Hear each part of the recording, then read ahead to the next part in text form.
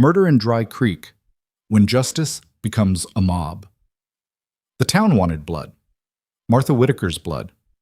They didn't care that she'd spent 30 years feeding their children, nursing their sick, burying their dead. One man died at her supper table, and suddenly the gentle widow became their monster. When the sheriff raised his fist to strike a defenseless woman in the dirt, only one man had the courage to say no. This is the story of how fear almost destroyed a town, and how two broken souls refused to let it win. Stay until the end, hit that like button, and comment what city you're watching from so I can see how far this story travels. The dust hadn't settled from the mayor's nephew's funeral when the accusations began. It started as whispers in the general store, barely audible over the creak of wooden floorboards and the rustle of flour sacks. Then it grew louder at the Sunday service, spreading like wildfire through the pews of the white clapboard church. By Tuesday afternoon, those whispers had become shouts that echoed through the dirt streets of Dry Creek, California, and they all pointed to one woman. Martha Whitaker stood at her kitchen window, her weathered hands clutching the edge of the porcelain sink as she watched the crowd gathering outside. At 62, she'd lived through enough to recognize the shape of danger when it came calling. She'd survived a husband's death, raised 3 children who'd long since moved east, and made her living for 3 decades running the only boarding house in town. She'd fed traveling salesmen and ranch hands, listened to their stories, mended their clothes, and asked for nothing more than honest payment and decent manners. Now they were coming for her. Mrs. Whitaker. The voice belonged to Samuel Jenkins, the blacksmith. His face was red, whether from the afternoon sun or rage, she couldn't tell. You come out here and face what you done. Martha's heart hammered against her ribs, but she forced herself to breathe slowly. Through the window, she counted at least 20 people, men she'd known for years, women whose babies she'd rocked when they were colicky. Even young Tommy Patterson was there, the boy she'd taught to read when his mother took sick 5 winters ago. They all looked at her boarding house like it was harboring the devil himself. I haven't done anything, she whispered to the empty kitchen. But empty rooms don't answer back, and the crowd outside was done waiting. The front door exploded inward with a crash that made Martha jump. She hadn't even heard them climb the porch steps. Sheriff Daniel Colton stood in her doorway, his badge catching the slanting afternoon light. Behind him, the mob pressed forward, their faces twisted with grief and something uglier, the desperate need to make someone pay. Martha Whitaker. Colton's voice carried the weight of official authority, but his eyes told a different story. They were afraid. You're under arrest for the murder of Thomas Brennan. Thomas had a bad heart, Martha said, keeping her voice steady even as her hands trembled. Dr. Morrison told him years ago to avoid rich foods and excitement. I served him the same stew I served everyone else that night, the same stew I've served for 30 years without killing a single soul. Poison don't always work the same way, called out Margaret Brennan from the crowd. The mayor's sister had aged 10 years in the 3 days since her nephew's death. Maybe you've been adding a little bit at a time, building it up. The absurdity of the accusation should have been laughable. But Martha saw no humor in the faces staring back at her. She saw something far more dangerous, certainty. They'd already decided she was guilty. The trial, if there even was one, would be a formality. I want Dr. Morrison brought here, Martha said. He can tell you about Thomas's condition. He can. The doctor's out of town, Sheriff Colton interrupted.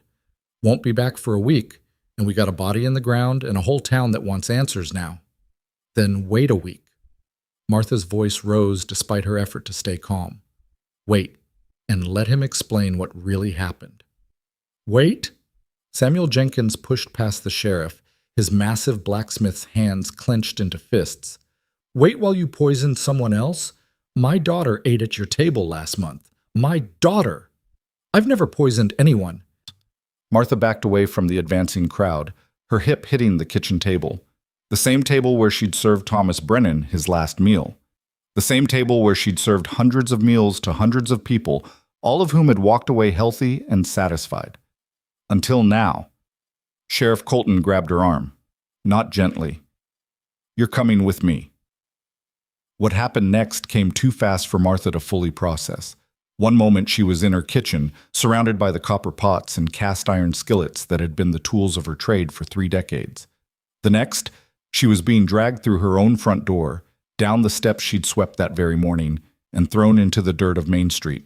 She hit the ground hard. Pain exploded through her shoulder and hip. Dust filled her mouth and nose.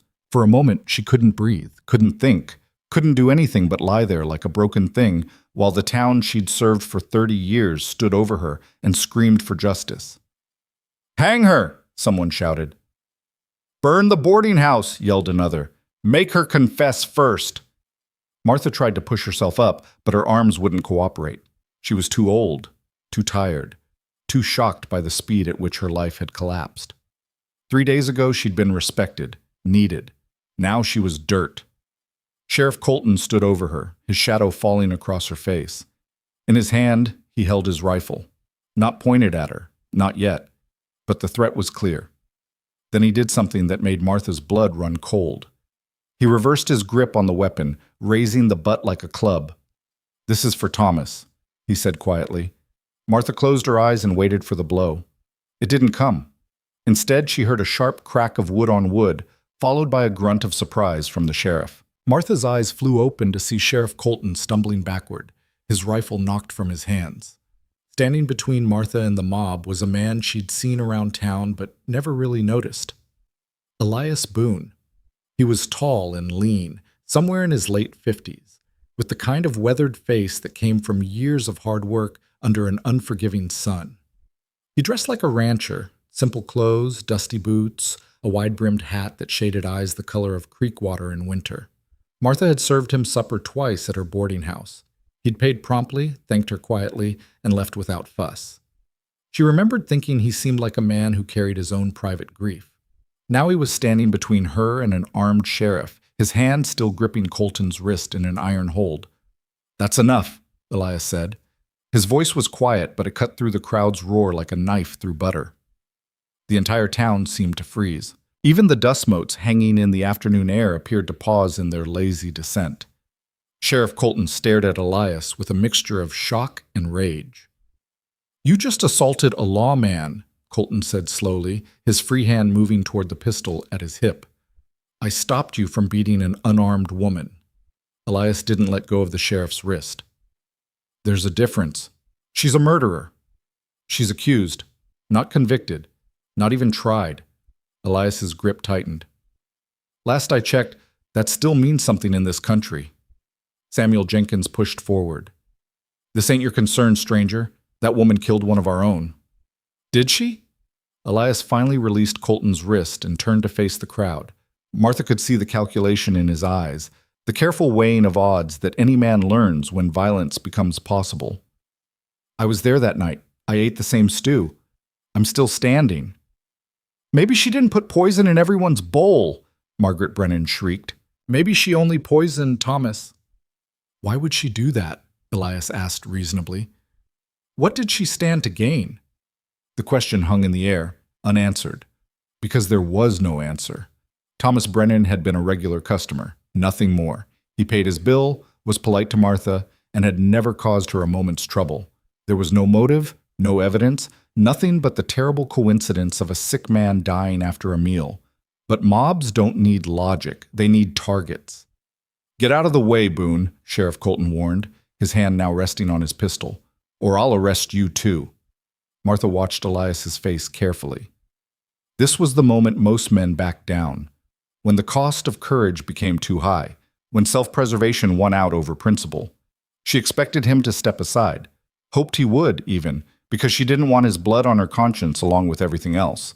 Instead, Elias reached down and helped Martha to her feet. "You want to arrest her?" Elias said calmly. "Fine. Take her to the jail, give her a cell with a lock and walls, feed her, treat her like a prisoner, not an animal.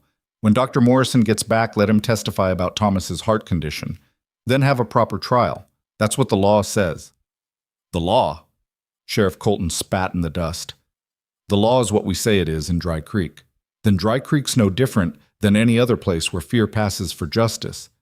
Elias's voice dropped even lower, but somehow everyone could still hear him. "I've seen it before. Seen good people do terrible things because they were scared, because they needed someone to blame. And I've seen them live with that shame for the rest of their lives." Something in his tone made Martha look at him more closely. This wasn't abstract philosophy. He was speaking from experience, from pain. The crowd shifted uneasily. Some of the anger drained from faces, replaced by uncertainty. But Samuel Jenkins wasn't done. "You calling us cowards?" the blacksmith demanded. "I'm calling you human," Elias replied. "Humans get scared when bad things happen. They want to make sense of it, want to control it. But beating an old woman in the street won't bring Thomas Brennan back. It'll just make you the kind of people who beat old women in the street." "How dare you?" Jenkins started forward. "Samuel." The voice came from the back of the crowd. It belonged to Robert Chen, who ran the dry goods store. "Maybe we should listen." "Listen to what? A stranger defending a murderer?" "To reason," Chen said quietly. He pushed his way to the front, his face troubled. "My father died last year. Martha sat with him every evening for a week when he was passing, read to him when his eyes got too weak, never asked for a penny." He looked at Martha, still standing in the dirt with Elias's steadying hand on her arm. "I can't believe she'd hurt Thomas on purpose." "People change," Margaret Brennan insisted, but her voice had lost some of its certainty. "Do they?" Chen shook his head. "Or do we just see what we want to see when we're looking for someone to blame?" The crowd began to fracture. Arguments broke out in whispers and heated mutters. Some people started to drift away, uncomfortable with where this was heading. Others held firm, their grief too fresh to let go of the simple narrative of poison and murder. Sheriff Colton looked around, reading the shift in mood. He was a political creature, Martha realized. He'd been ready to beat her when the crowd demanded it, but now that uncertainty had crept in, he was recalculating. "Fine," he said finally. "She goes to jail, proper trial when the doctor returns. But if anyone else dies in the meantime, Boone, it's on you." "Fair enough," Elias said. But as the sheriff reached for Martha's arm again, a rock sailed out of the crowd and struck her boarding house window. Glass exploded inward with a sharp crash. Then another rock, and another. "Stop that!" Colton shouted, but the mob had found a new outlet for their rage. If they couldn't beat Martha, they could destroy her property. Rocks flew faster now, shattering every window on the front of the house. Someone threw a burning brand onto the porch. Elias moved fast. He swept Martha up. She weighed nothing, he realized, just brittle bones and faded cotton, and carried her toward his horse, tied at the rail outside the saloon. Behind them, the boarding house began to smoke as the brand caught on the dry wood. "My home," Martha whispered, staring back at the flames beginning to lick up the porch posts. "Your life," Elias corrected. He set her on his horse and swung up behind her. "The house can be rebuilt." Sheriff Colton was screaming at the crowd to form a bucket brigade, but half of them were still throwing rocks, and the other half were watching with satisfaction as the fire grew. No one tried to stop Elias as he turned his horse east toward the foothills. They rode in silence for the first mile. Martha held on to the saddle horn with shaking hands, her mind still trying to process what had just happened. Her home was burning. The town she'd served for 30 years had turned on her like a pack of wild dogs.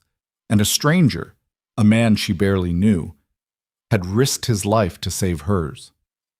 "Why?" she finally asked. The sun was setting behind them, painting the sky in shades of orange and red that reminded her too much of flames. "Why did you help me?"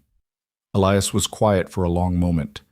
The horse's hooves clopped steadily on the hard-packed trail, climbing gradually into the hills. When he finally spoke, his voice carried old wounds. 2 years ago, I lived in a town called Silverton, had a wife named Caroline and a daughter named Sarah. She was 6 years old. He paused, and Martha felt his chest expand with a deep breath behind her. Fever came through that winter. Lots of folks got sick. Caroline and Sarah got the worst of it. Martha closed her eyes, already knowing where this was going. "I did everything I could," Elias continued. "Brought in doctors, tried every remedy. Nothing worked. They died within a day of each other." His voice stayed level, but Martha could hear the effort it took. "The town started talking, said maybe it wasn't fever at all. Said maybe I'd done something to them. Had debts, they said. Life insurance money coming. Never mind that we barely had 2 nickels to rub together." "Oh," Martha breathed. The whispers got louder. People started crossing the street when they saw me coming. The sheriff asked questions. Not accusations exactly, but enough to make me understand I wasn't welcome anymore. Elias guided the horse around a rocky outcrop. So I left. Came to Dry Creek to disappear. To start over where nobody knew my name or my shame. But you weren't guilty. No, but I was convenient, and that's enough for some people. He shifted in the saddle. When I saw that crowd around you, saw the sheriff raise his hand, I saw Silverton all over again, and I thought, not this time. This time someone stands up before it goes too far. Martha felt tears sting her eyes. She'd cried when her husband died, cried when her children moved away, cried when the loneliness became too heavy to bear alone. But she hadn't cried in front of another person in more than a decade. Now the tears came anyway, silent and hot on her dusty cheeks. "Thank you," she whispered. "Don't thank me yet," Elias said grimly. "We've got bigger problems coming." Bigger than a burning house and a murder charge? The fire will spread the fear. People will say you cursed the town before you left. When the next person dies, and someone always dies in a town this size, they'll blame you again, and then they'll come looking. Martha's tears dried up as a new fear settled in her stomach like a stone. "You think there'll be more deaths?" "Thomas Brennan was the third man over 70 to die in Dry Creek this month," Elias said. "And that doesn't even count old Mrs. Henderson who passed last week. People die, Martha, especially old people. But now every natural death will look like you're doing." "So what do I do?" Elias urged the horse faster as full darkness fell. "We get you somewhere safe. My ranch is another hour's ride. Then we figure out how to prove your innocence before the mob decides jail's too good for you." They rode on through the gathering night, leaving Dry Creek and its flames behind. Martha had left that town as a respected businesswoman. She was returning to the world as a fugitive, carried by a stranger who understood too well what it meant to be condemned for a crime you didn't commit. The ranch house appeared like a dark shape against the star-filled sky, just as Martha thought she might fall from the saddle in exhaustion. It was small, little more than a cabin really, with a barn and a few outbuildings scattered around it, but it looked sturdy, solid, safe. Elias helped her down and tied up the horse. "I'll see to him in a minute. Let's get you inside first." The interior of the house matched Martha's expectations, sparse, functional, and bearing all the signs of a man living alone. A single lantern illuminated a main room that served as kitchen, dining area, and sitting room all at once. A wood stove sat cold against one wall. A rough-hewn table with 2 chairs occupied the center. Shelves held tin plates, cups, and provisions. A doorway led to what Martha assumed was a bedroom. "It's not much," Elias said, lighting another lantern. "But it's defensible. Good sight lines, only one road in. If they come, we'll see them first." "You think they will? Come, I mean?" Elias moved to the window and looked out at the darkness. "Depends on whether Colton can keep control of the town, and whether anyone else dies in the next few days." He turned back to her. "You should rest. Take the bedroom. I'll bunk out here." "I can't take your bed." "You can, and you will." His tone left no room for argument. "You've had the worst day of your life. Sleep while you can."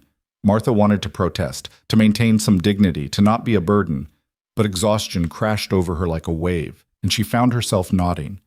She made her way to the bedroom and closed the door behind her. The bed was narrow but clean, covered with a worn quilt that might have been beautiful once. Martha sat on the edge and finally let herself feel the full weight of what had happened. Her home was gone. Her livelihood destroyed. Her reputation shattered. If Elias hadn't intervened, she might be dead right now, beaten to death in the street by people she'd known for 30 years. How had it come to this? How had a simple act of hospitality, serving supper to a boarder, turned her from neighbor to monster? Through the thin wall, she heard Elias moving around the main room, the clink of a cup, the creak of the rocking chair. He was keeping watch, she realized, protecting her even now. Martha lay down fully clothed and stared at the ceiling. Sleep seemed impossible, but exhaustion is a powerful force, and sometime in the small hours of the morning, it pulled her under. She dreamed of fire, of faces twisted with hate, of hands reaching for her, always reaching, while she ran and never got anywhere. She woke with a gasp to find pale sunlight streaming through the bedroom window and the smell of coffee drifting under the door. For a moment, she didn't remember where she was. Then it all came flooding back. Martha sat up slowly, her body aching from yesterday's violence and the long ride. She smoothed her dress, dirty now, torn at the shoulder, and ran her fingers through her gray hair. She must look like a scarecrow, but vanity seemed like a luxury she could no longer afford. When she opened the bedroom door, she found Elias at the stove, frying eggs in a cast-iron skillet.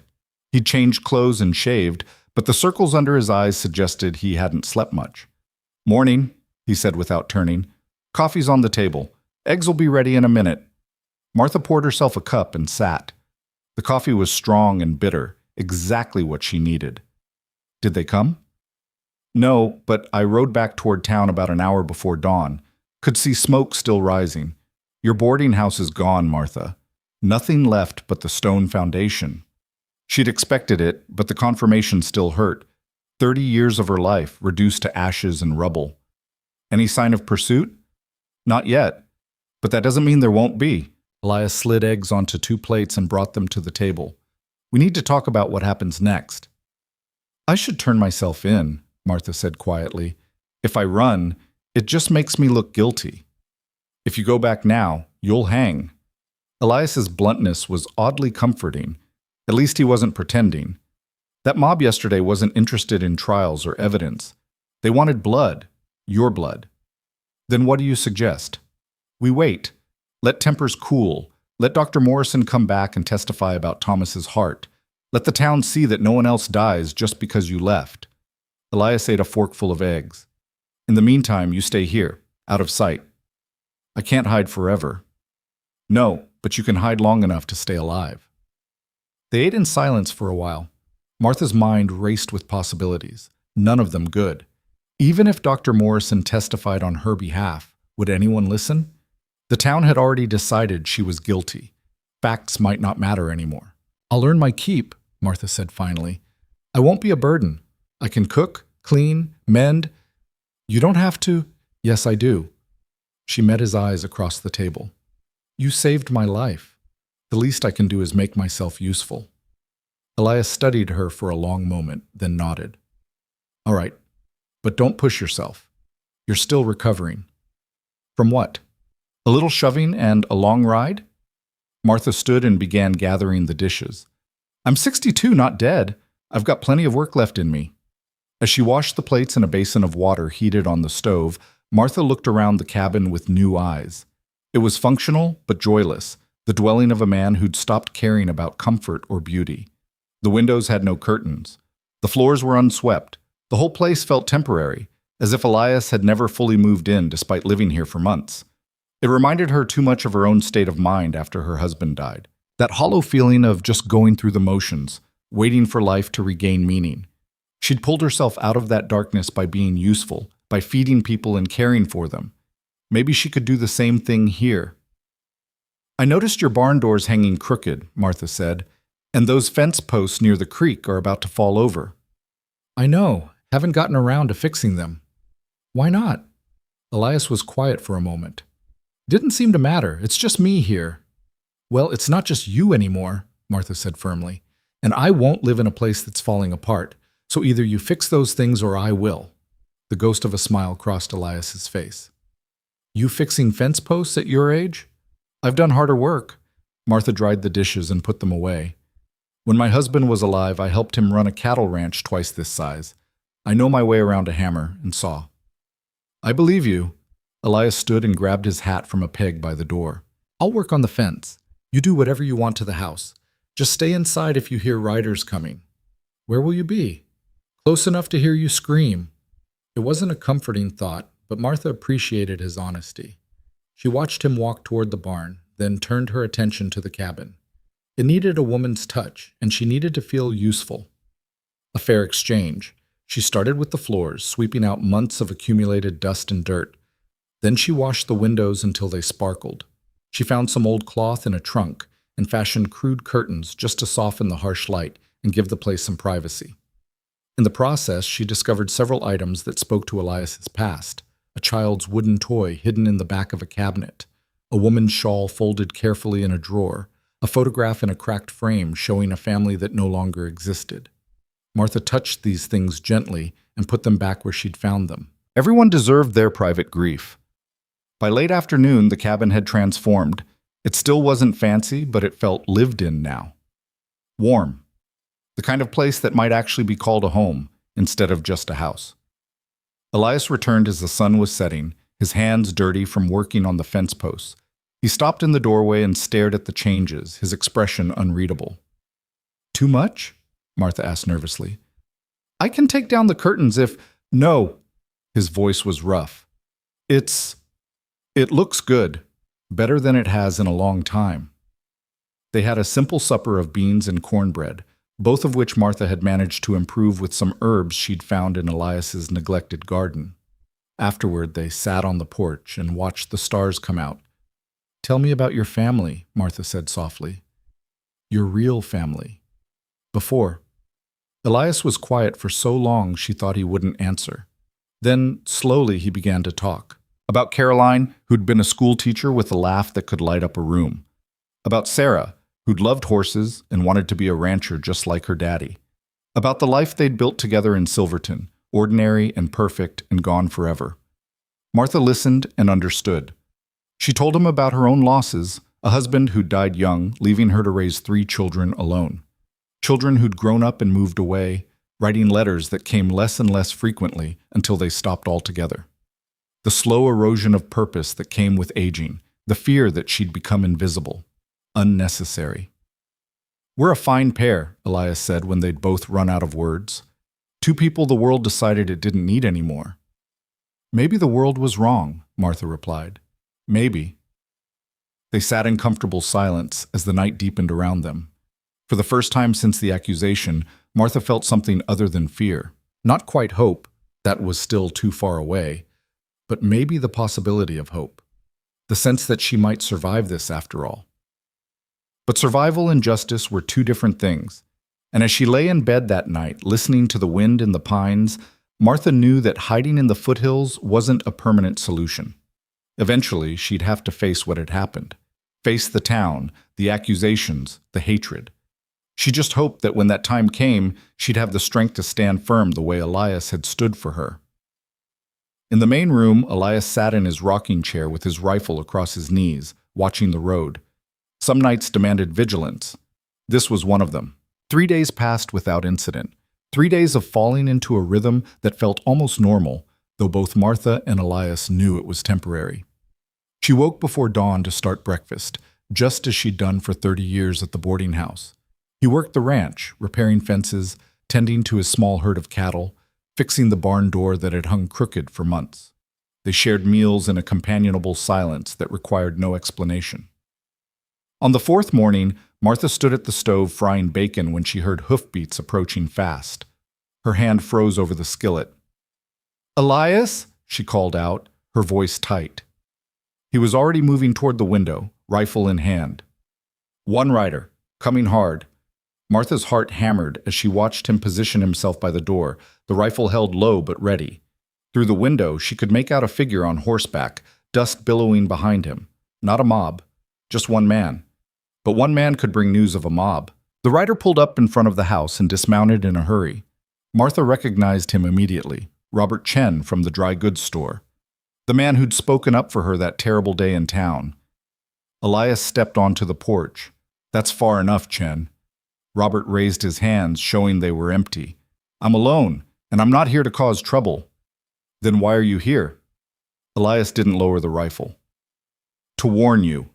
Robert glanced past Elias to where Martha stood in the doorway. 2 more people died in Dry Creek, one yesterday, one this morning, and the whole town's saying it's her curse. Martha felt the blood drain from her face. "Who?" "Emma Sullivan. She was 74, heart gave out in her sleep." Robert wiped sweat from his forehead despite the cool morning air. "And this morning, Jacob Miller. Fell off his horse, broke his neck." "Jacob Miller was drunk more often than he was sober," Elias said. "Everyone knew he'd die falling off a horse eventually. I know that, you know that.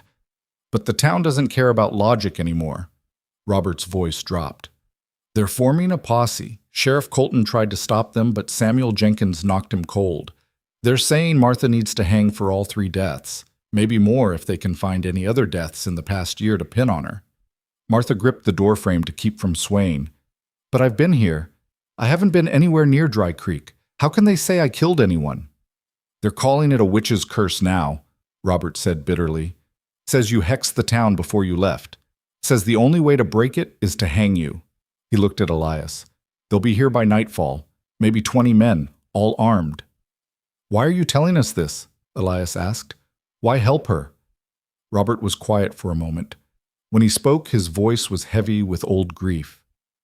Because Martha sat with my father when he died, held his hand, read to him, made his last days bearable. He met Martha's eyes. I know what kindness looks like, and I know what fear dressed up as justice looks like. I won't be part of it. You could hang for warning us, Elias pointed out. I know. Robert climbed back on his horse. But I'll still be able to look at myself in the mirror. That's worth something. He turned the horse. You've got maybe 8 hours. Use them.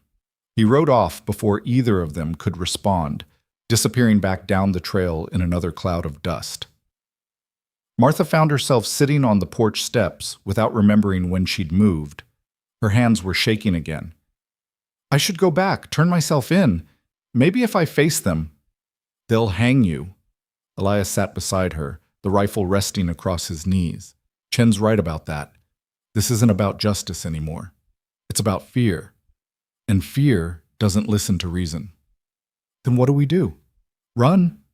Where? Elias gestured at the empty landscape around them. We're a day's ride from the nearest town big enough to have a real sheriff. And even if we made it, you'd still be a fugitive, still accused of murder. Martha put her head in her hands. I fed them. For 30 years, I fed them and cared for them. How did it come to this? Elias was quiet for a long moment. Then he stood and walked into the house. When he returned, he was carrying 2 shovels and a lantern. What are you doing? Martha asked. Something I should have done 2 years ago in Silverton. His face was set with grim determination. I'm going to prove you're innocent. How? By finding out what really killed Thomas Brennan. Elias handed her one of the shovels. Get some rest. We've got a long night ahead of us. Martha stared at him. You're going to dig up his grave. Unless you've got a better idea. That's desecration. If they catch us, they're already planning to hang you, Elias interrupted. Can't get much worse than that. And I've seen enough natural deaths to know what they look like. If Thomas died of something other than a bad heart, I'll be able to tell. You're not a doctor. No, but I worked on enough ranches to recognize poison when I see it. He checked his rifle.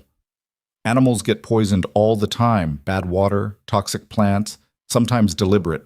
The signs are always the same. Martha thought about arguing, then she thought about 20 armed men riding toward them with ropes and hate in their hearts. When do we leave? Midnight. Less chance of being seen. Elias went back inside. Until then, we prepare. The next 8 hours were the longest of Martha's life. She tried to keep busy, cooking, mending, organizing supplies, but her mind kept circling back to the impossibility of what they were about to attempt. Digging up a grave in the middle of the night, examining a corpse that had been buried for over a week, looking for evidence that might not even exist. And if they got caught, it would be the final proof the town needed that she was guilty. Who else but a murderer would desecrate a grave? As the sun set and darkness fell over the foothills, Elias saddled his horse and checked his weapons. He moved with the calm efficiency of a man who'd made peace with what had to be done. You don't have to come, he said as Martha emerged from the house wearing her darkest dress. You could stay here. It might be safer. And let you do this alone? Martha shook her head. No, if we're going to prove my innocence, I should be there. It won't be pleasant. The body will be... I've laid out more corpses than you've had hot meals, Martha said firmly. I know what death looks like, and I know what I'm facing if we don't do this. Elias helped her onto the horse and swung up behind her. Then let's go prove them wrong. They rode through the darkness, guided by moonlight and Elias's knowledge of the terrain. He avoided the main trail, instead taking them through rough country that would be harder to track. It took nearly 3 hours to reach the outskirts of Dry Creek. The town was mostly dark, just a few lights burning in windows here and there. The cemetery sat on a small hill on the eastern edge, surrounded by a wrought iron fence that had seen better days. Martha's burned boarding house was visible from here, just a dark skeleton against the night sky. Elias dismounted near a stand of cottonwood trees and helped Martha down. "Stay with the horse. If you see anyone coming, whistle twice. I'm coming with you." "Martha." "We don't have time to argue." She picked up one of the shovels. "Where's his grave?" Elias studied her face in the moonlight, then nodded. "This way." The cemetery was overgrown with weeds, the headstones tilted at odd angles. They picked their way through it carefully, avoiding the worst of the brush. Thomas Brennan's grave was near the back, marked with a simple wooden cross. The earth over it was still fresh, not yet settled. Martha stood looking down at it, her throat tight. "I'm sorry, Thomas," she whispered, "but I need the truth." They started digging. The soil was loose and came away easily, but it was still backbreaking work. Martha's shoulders burned and her hands developed blisters, but she kept going. Beside her, Elias worked with steady determination, pausing only to listen for sounds of approach. It took over an hour to reach the coffin. It was a simple pine box, already beginning to show water damage from the recent rains. Elias wedged the shovel under the lid and pried it open with a crack that sounded deafening in the quiet night. The smell hit them immediately, the sweet, rotten odor of decomposition. Martha had smelled it before, many times, but never quite like this. Never while committing an act that could get her hanged. Elias lit the lantern and held it over the coffin. Thomas Brennan lay inside, dressed in his Sunday best. The undertaker had done a decent job, but a week in the ground had already begun its inevitable work. "Hold the light," Elias said, handing Martha the lantern. She forced herself to look as he examined the body. His hands moved with surprising gentleness, checking Thomas's fingernails, pulling back his lips to examine his gums, inspecting his skin. "What are you looking for?" Martha asked quietly. Signs of arsenic poisoning, blue discoloration under the nails, dark lines on the gums, a specific pattern of skin lesions. Elias straightened up. "And I'm finding them." Martha's stomach dropped. "So I did poison him?" "No." Elias pointed to Thomas's fingernails.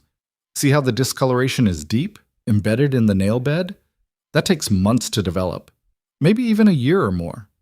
Whatever poisoned Thomas Brennan, it wasn't your stew. It was something he'd been taking for a long time." "But what?" "Thomas didn't take any medicines that I knew of." "Then we need to find out what he did take." Elias carefully closed the coffin. "Help me cover this back up." They worked faster now, shoveling dirt back into the grave. Martha's whole body ached, but relief gave her strength. She wasn't a murderer. Whatever had killed Thomas, it hadn't been her cooking. They were almost finished when Martha heard voices in the distance. She froze, her hand on the shovel. "Someone's coming," Elias hissed. He grabbed the lantern and doused it, plunging them into darkness. They pressed themselves flat against the ground behind a large headstone as two figures appeared at the cemetery gate. In the moonlight, Martha could make out Samuel Jenkins and another man she didn't recognize. "Telling you, she cursed this whole town," Jenkins was saying. "Emma Sullivan never had a sick day in her life. Then that witch serves poison to Thomas, and suddenly Emma drops dead? That's no coincidence." "What about Jacob Miller?" the other man asked. "He fell off his horse." "Because the curse made him fall." Jenkins's voice rose. "Don't you see? She's killing us all, one by one. And she's doing it from wherever Boone is hiding her." They were getting closer, walking through the cemetery. Martha held her breath, certain they would see the freshly disturbed earth on Thomas's grave. But the two men stopped several rows away, at another grave. "Emma Sullivan," Jenkins said, standing over the fresh mound. "Good woman. Didn't deserve to die because some witch got her feelings hurt." "You really think Boone will protect her when the posse comes?" "Boone's a fool," Jenkins spat. "But he's one man. We'll have 20. If he stands in the way, he'll hang right beside her." The men stood there for another minute, then turned and headed back toward town. Martha and Elias remained frozen until the voices faded completely. "We need to go," Elias whispered. "Now." They finished covering the grave as quickly as they could, then hurried back to where they'd left the horse. Elias helped Martha mount, then paused. "What?" she asked.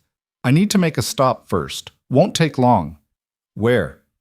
"Thomas Brennan's house. If he was taking something that poisoned him, the bottle might still be there." Martha wanted to argue. They'd already pushed their luck too far tonight, but she knew he was right. Evidence was meaningless without proof. "Be quick." Elias led the horse around the edge of town to a small house on the western side. It was dark and looked abandoned. He tied the horse to a tree and approached cautiously. "Thomas lived alone," Martha whispered. "His wife died years ago." "Good. Means no one to stumble across us." Elias tried the door. Locked. He pulled out his knife and worked at the latch for a moment, then pushed it open. Inside, the house had the stale smell of a place where someone had died. Elias lit the lantern again, keeping it low. The main room was neat, too neat. Someone had already been through here, probably family members claiming anything of value. But Elias wasn't looking for valuables. He searched the shelves, the cupboards, anywhere Thomas might have kept medicines or tonics. Martha joined him, her hands shaking as she opened drawers and looked under furniture. "Here," Elias said suddenly. He was kneeling by the fireplace, reaching into a gap between the stones. He pulled out a small glass bottle, half empty, with a faded label. Martha leaned closer to read it. "Dr. Morrison's Miracle Heart Elixir. Take twice daily for vigorous health and a strong heart." "Morrison's Elixir?" Martha frowned. "But Dr. Morrison is our town doctor. He wouldn't sell poisoned medicine." "He didn't make it." Elias held the bottle up to the light. "Look at the label. It says Morrison's, but that doesn't mean our Dr. Morrison created it. These patent medicine companies use doctors' names all the time to make their products sound legitimate." "So this killed him?" "If it's what I think it is, yes." Elias pocketed the bottle. "We'll need to have it tested, but I'd bet money it's loaded with arsenic. These miracle tonics often are, small doses that build up over time." They left the house quickly, Elias locking the door behind them as if they'd never been there. The ride back to the ranch felt twice as long, every shadow potentially hiding a pursuer, every sound a possible threat. Dawn was breaking as they finally reached the safety of the foothills. Martha slid off the horse and nearly collapsed, her legs too tired to hold her. Elias caught her and helped her inside. "Rest," he said. "I'll tend the horse." But Martha couldn't rest.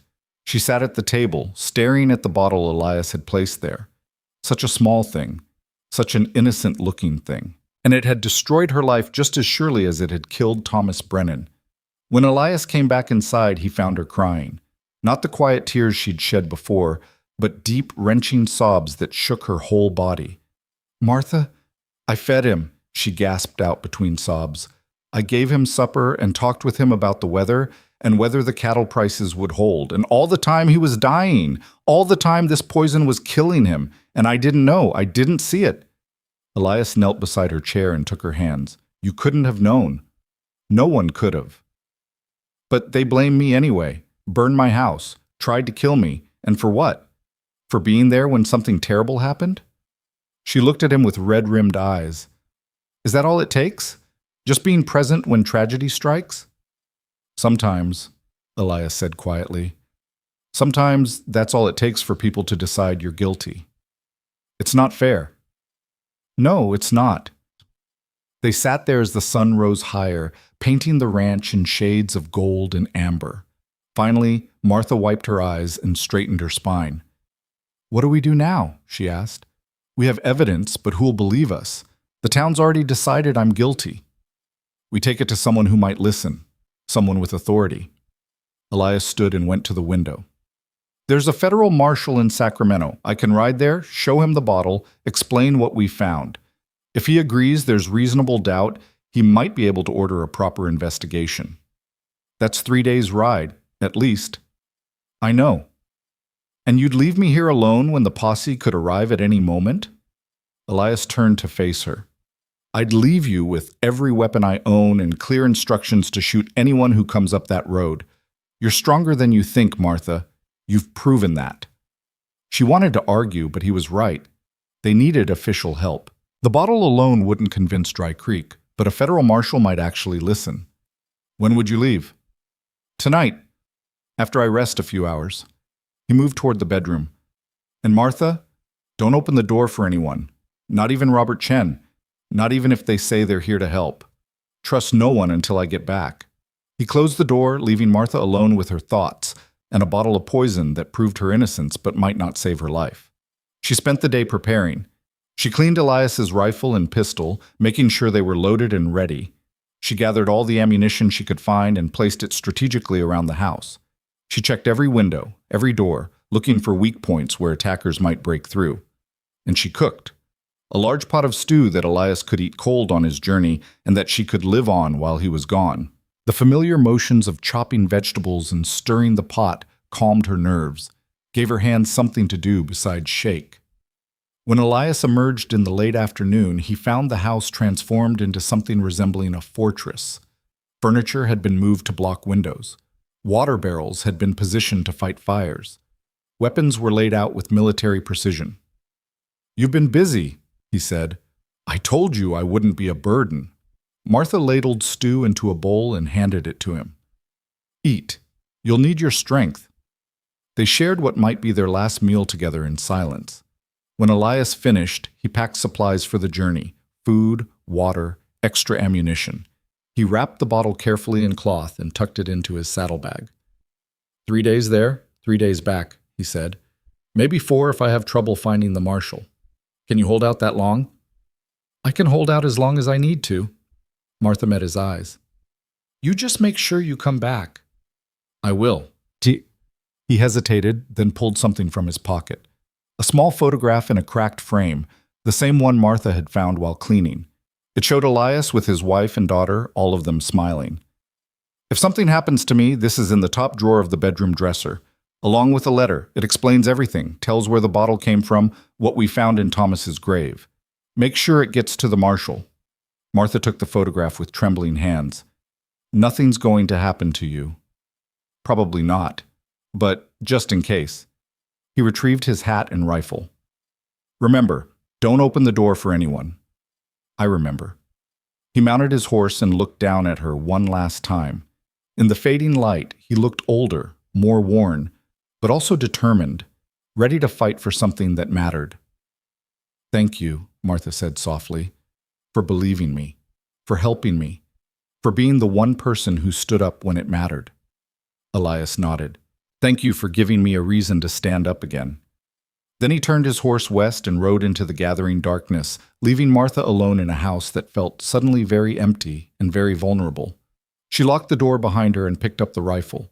Through the window, she watched the road, waiting for riders that might never come, or that might arrive at any moment. The night stretched ahead, full of shadows and uncertainty, but Martha Whitaker had survived worse. She'd survived grief and loneliness and the loss of everything she'd built. She could survive a few more days of fear. She had to. Because somewhere out there, a man was risking his life to prove her innocence. And she'd be damned if she'd let that sacrifice be for nothing. The first night alone passed with agonizing slowness. Martha sat in the rocking chair with the rifle across her lap, jumping at every creak of settling wood, every whisper of wind through the pines.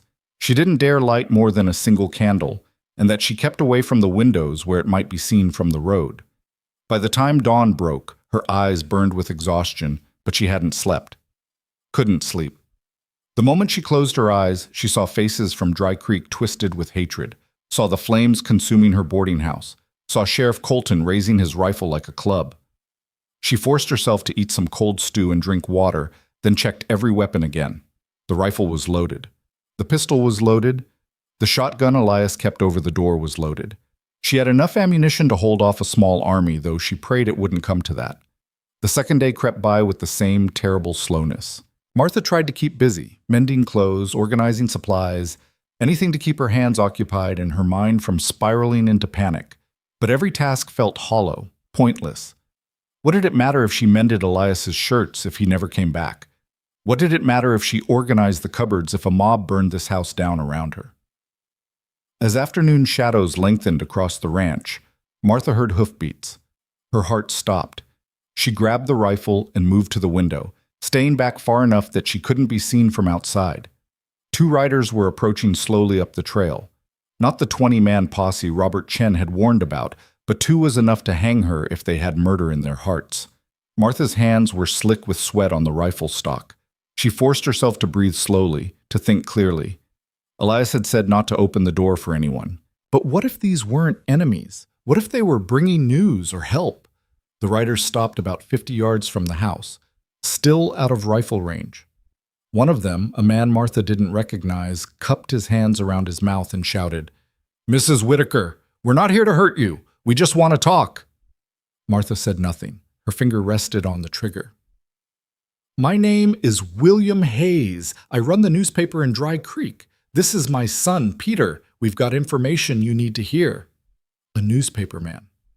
Martha's jaw clenched. The Dry Creek Gazette had printed the story about Thomas Brennan's death with the headline, "Mysterious Poisoning at Local Boarding House." They'd quoted anonymous sources who claimed Martha had always been strange and kept to herself. They'd helped fan the flames of suspicion. "Go away," she called out. "I've got nothing to say to you. Please." Hayes dismounted, keeping his hands visible and away from any weapons. "2 more people died this morning. The town's gone mad. They're saying you've cursed them all." Martha's blood ran cold. "Who died?" "Frank Wilson and his wife Betty. Both collapsed within an hour of each other." Hayes took a careful step closer. "But Mrs. Whitaker, I've been doing some investigating. I don't think you killed anyone. I think something else is happening in Dry Creek, and you're just the convenient scapegoat." "Then why didn't you write that in your newspaper?" Martha shouted back. "Because I'm a coward." Hayes' voice cracked. "I wrote what the town wanted to read because I was afraid they'd burn my press if I didn't. But I can't stay silent anymore, not when innocent people are dying and an innocent woman is being blamed." Martha wanted to believe him, desperately wanted to believe that someone else in Dry Creek had seen through the madness. But Elias's warning echoed in her mind. Trust no one. "What information do you have?" she called out. Hayes pulled something from his coat pocket. Even from this distance, Martha could see it was a bottle similar to the one Elias had found in Thomas Brennan's house. Frank Wilson was taking the same heart tonic Thomas Brennan was. Hayes held the bottle up. "I found it in his house after he died. And I did some checking. Emma Sullivan was taking it too. Her daughter told me Emma started taking it 6 months ago for her weak heart." Martha's grip on the rifle loosened slightly. "What about Jacob Miller, the one who fell from his horse?" "Miller was taking a different tonic for his drinking problem," Hayes said. "But I'll bet anything it's got the same poison in it. These traveling medicine shows sell bottles of arsenic and call it medicine, and people buy it because they're desperate to feel better." "Why are you telling me this?" Martha asked. "Why not tell the town?" "I tried." Hayes' shoulders sagged. "I stood up at the town meeting this morning and told them exactly what I just told you. Half of them shouted me down, called me a fool, said I was protecting a murderer. Samuel Jenkins threatened to hang me right alongside you if I kept spreading lies." His son, who couldn't have been more than 16, spoke up for the first time. "We had to sneak out of town to come here, Mrs. Whitaker. They've got men watching the roads, making sure nobody warns you or helps you." Martha studied them carefully. Hayes looked genuinely frightened, his face pale and drawn. The boy kept glancing back down the trail as if expecting pursuit at any moment. They were either telling the truth or they were the best actors she'd ever seen. "How do I know this isn't a trick?" she asked. "How do I know you're not just trying to get me to open the door so the posse can rush in?" "You don't," Hayes admitted. "You have to trust your instincts. But I'll swear on my son's life that I'm telling you the truth. I'm not a brave man, Mrs. Whitaker. I should have stood up for you from the beginning. I'm trying to do the right thing now, even if it's too late." Martha made a decision. She kept the rifle pointed at the ground, but visible as she opened the door and stepped onto the porch. "Stay where you are," she said firmly. "Tell me everything you know." Hayes nodded, relief washing over his face. "It started when I went to Emma Sullivan's house to write her obituary. Her daughter was going through her things, and I saw the bottle of Morrison's Heart Elixir. I remembered seeing the same bottle at Thomas Brennan's funeral. His sister had it in her purse, said she was going to keep taking it because Thomas had sworn it made him feel stronger." "How many people in town were taking it?" Martha asked. "That's what I've been trying to find out. At least a dozen that I know of, probably more. The medicine show came through last fall, stayed for 3 days. The salesman was very convincing, said he'd studied with the finest doctors in Europe, said his elixir could cure anything from heart trouble to rheumatism to nervous disorders. And people believed him. People wanted to believe him, Hayes corrected. We're a small town with one overworked doctor. When someone shows up promising miracles in a bottle, folks get desperate. Peter Hayes spoke up again. Pa's been trying to track down the medicine show, but they moved on months ago. Could be anywhere in California by now. Martha lowered the rifle completely. There's a man named Elias Boone. He rode to Sacramento to find a federal marshal. He's got one of those bottles with him and evidence of what it contains. When did he leave? Hayes asked urgently. Last night. Should reach Sacramento in about 2 more days. 2 days? Hayes exchanged a look with his son. Mrs. Whitaker, I don't think you have 2 days. The posse's gathering right now. Jenkins has convinced them that the only way to stop the deaths is to hang you before sundown tomorrow. Tomorrow? Martha felt the world tilt. But Elias won't even reach the marshal by then. I know, that's why we came to warn you. Hayes took a step forward, then stopped when Martha tensed. You need to run. Get as far from here as you can. Head east into the mountains where they can't track you. I can't run forever. Maybe not forever, but long enough for Boone to bring back help, long enough for the truth to come out. Hayes's voice grew urgent. Please, Mrs. Whitaker. If you're here when that posse arrives, they'll kill you. Jenkins isn't interested in trials or evidence anymore. He just wants blood. Martha looked back at the ranch house, at the small life she and Elias had begun building here. If she ran now, she might never come back. Even if the truth eventually came out, the town would remember her as the woman who fled, who didn't face her accusers. Some would always wonder if she'd been guilty after all, but if she stayed, she'd be dead, and the dead couldn't prove their innocence. There's a letter, she said finally, in the bedroom dresser. It explains everything Elias and I found, about the poison, about Thomas Brennan's symptoms, all of it. If something happens to me, someone needs to make sure that letter reaches the marshal. Nothing's going to happen to you if you leave now, Hayes insisted. And if I don't make it? Martha met his eyes. Will you promise to get that letter to the authorities? Will you promise to keep investigating until the truth comes out? Hayes straightened his shoulders. I promise. On my honor as a newspaperman and a father. Then I'll go. Martha went back inside and quickly gathered what she could carry: food, water, a blanket, ammunition. She wrapped the letter in oilcloth and gave it to Hayes through the window. There's also a photograph in there of a man named Elias Boone with his family. They died 2 years ago in Silverton. He was blamed for their deaths, just like I'm being blamed now. If I don't survive this, someone needs to know he was a good man who tried to help. Hayes took the package with reverent care. Where will you go? The less you know, the better. Martha slung a pack over her shoulder and picked up the rifle. If they catch you helping me, they'll make you tell. She walked to the small lean-to behind the house where Elias kept his other horse, an older mare named Stella. The horse nickered softly as Martha saddled her with shaking hands. Mrs. Whitaker, Peter Hayes called out. For what it's worth, my pa and I believe you, and we're not the only ones. There are others in town who know this is wrong. We're afraid. Fear makes cowards of us all, Martha said quietly. I don't blame you for that. I just hope someday you'll find the courage to speak up before someone else gets blamed for something they didn't do. She mounted Stella and rode out without looking back. Behind her, William Hayes and his son watched her disappear into the forest, carrying with them the weight of a promise and the photograph of a family destroyed by the same kind of fear that was chasing Martha now. The terrain grew rougher as Martha climbed higher into the mountains. She'd lived in California long enough to know these foothills could be treacherous, loose rocks, sudden drop-offs, trails that led nowhere. But she also knew they offered countless places to hide. As darkness fell, Martha found a small cave set back from the main trail. It wasn't much, barely deep enough to keep the wind out, but it would have to do. She tied Stella to a tree where the horse could graze, then settled into the cave with her rifle and tried not to think about how utterly alone she was. The night sounds of the forest surrounded her. Owls calling, small animals rustling in the undergrowth, the distant howl of a coyote. Sounds that would have seemed peaceful a week ago now set her nerves on edge. Every snapped twig could be a pursuer. Every shadow could hide a man with a rope. She must have dozed off despite her fear because she woke with a start to the sound of voices echoing through the forest. Can't have gone far. Not on that old nag. Spread out. Check every ravine, every cave. Jenkins wants her found before dawn. Martha's heart hammered as she pressed herself against the back of the cave.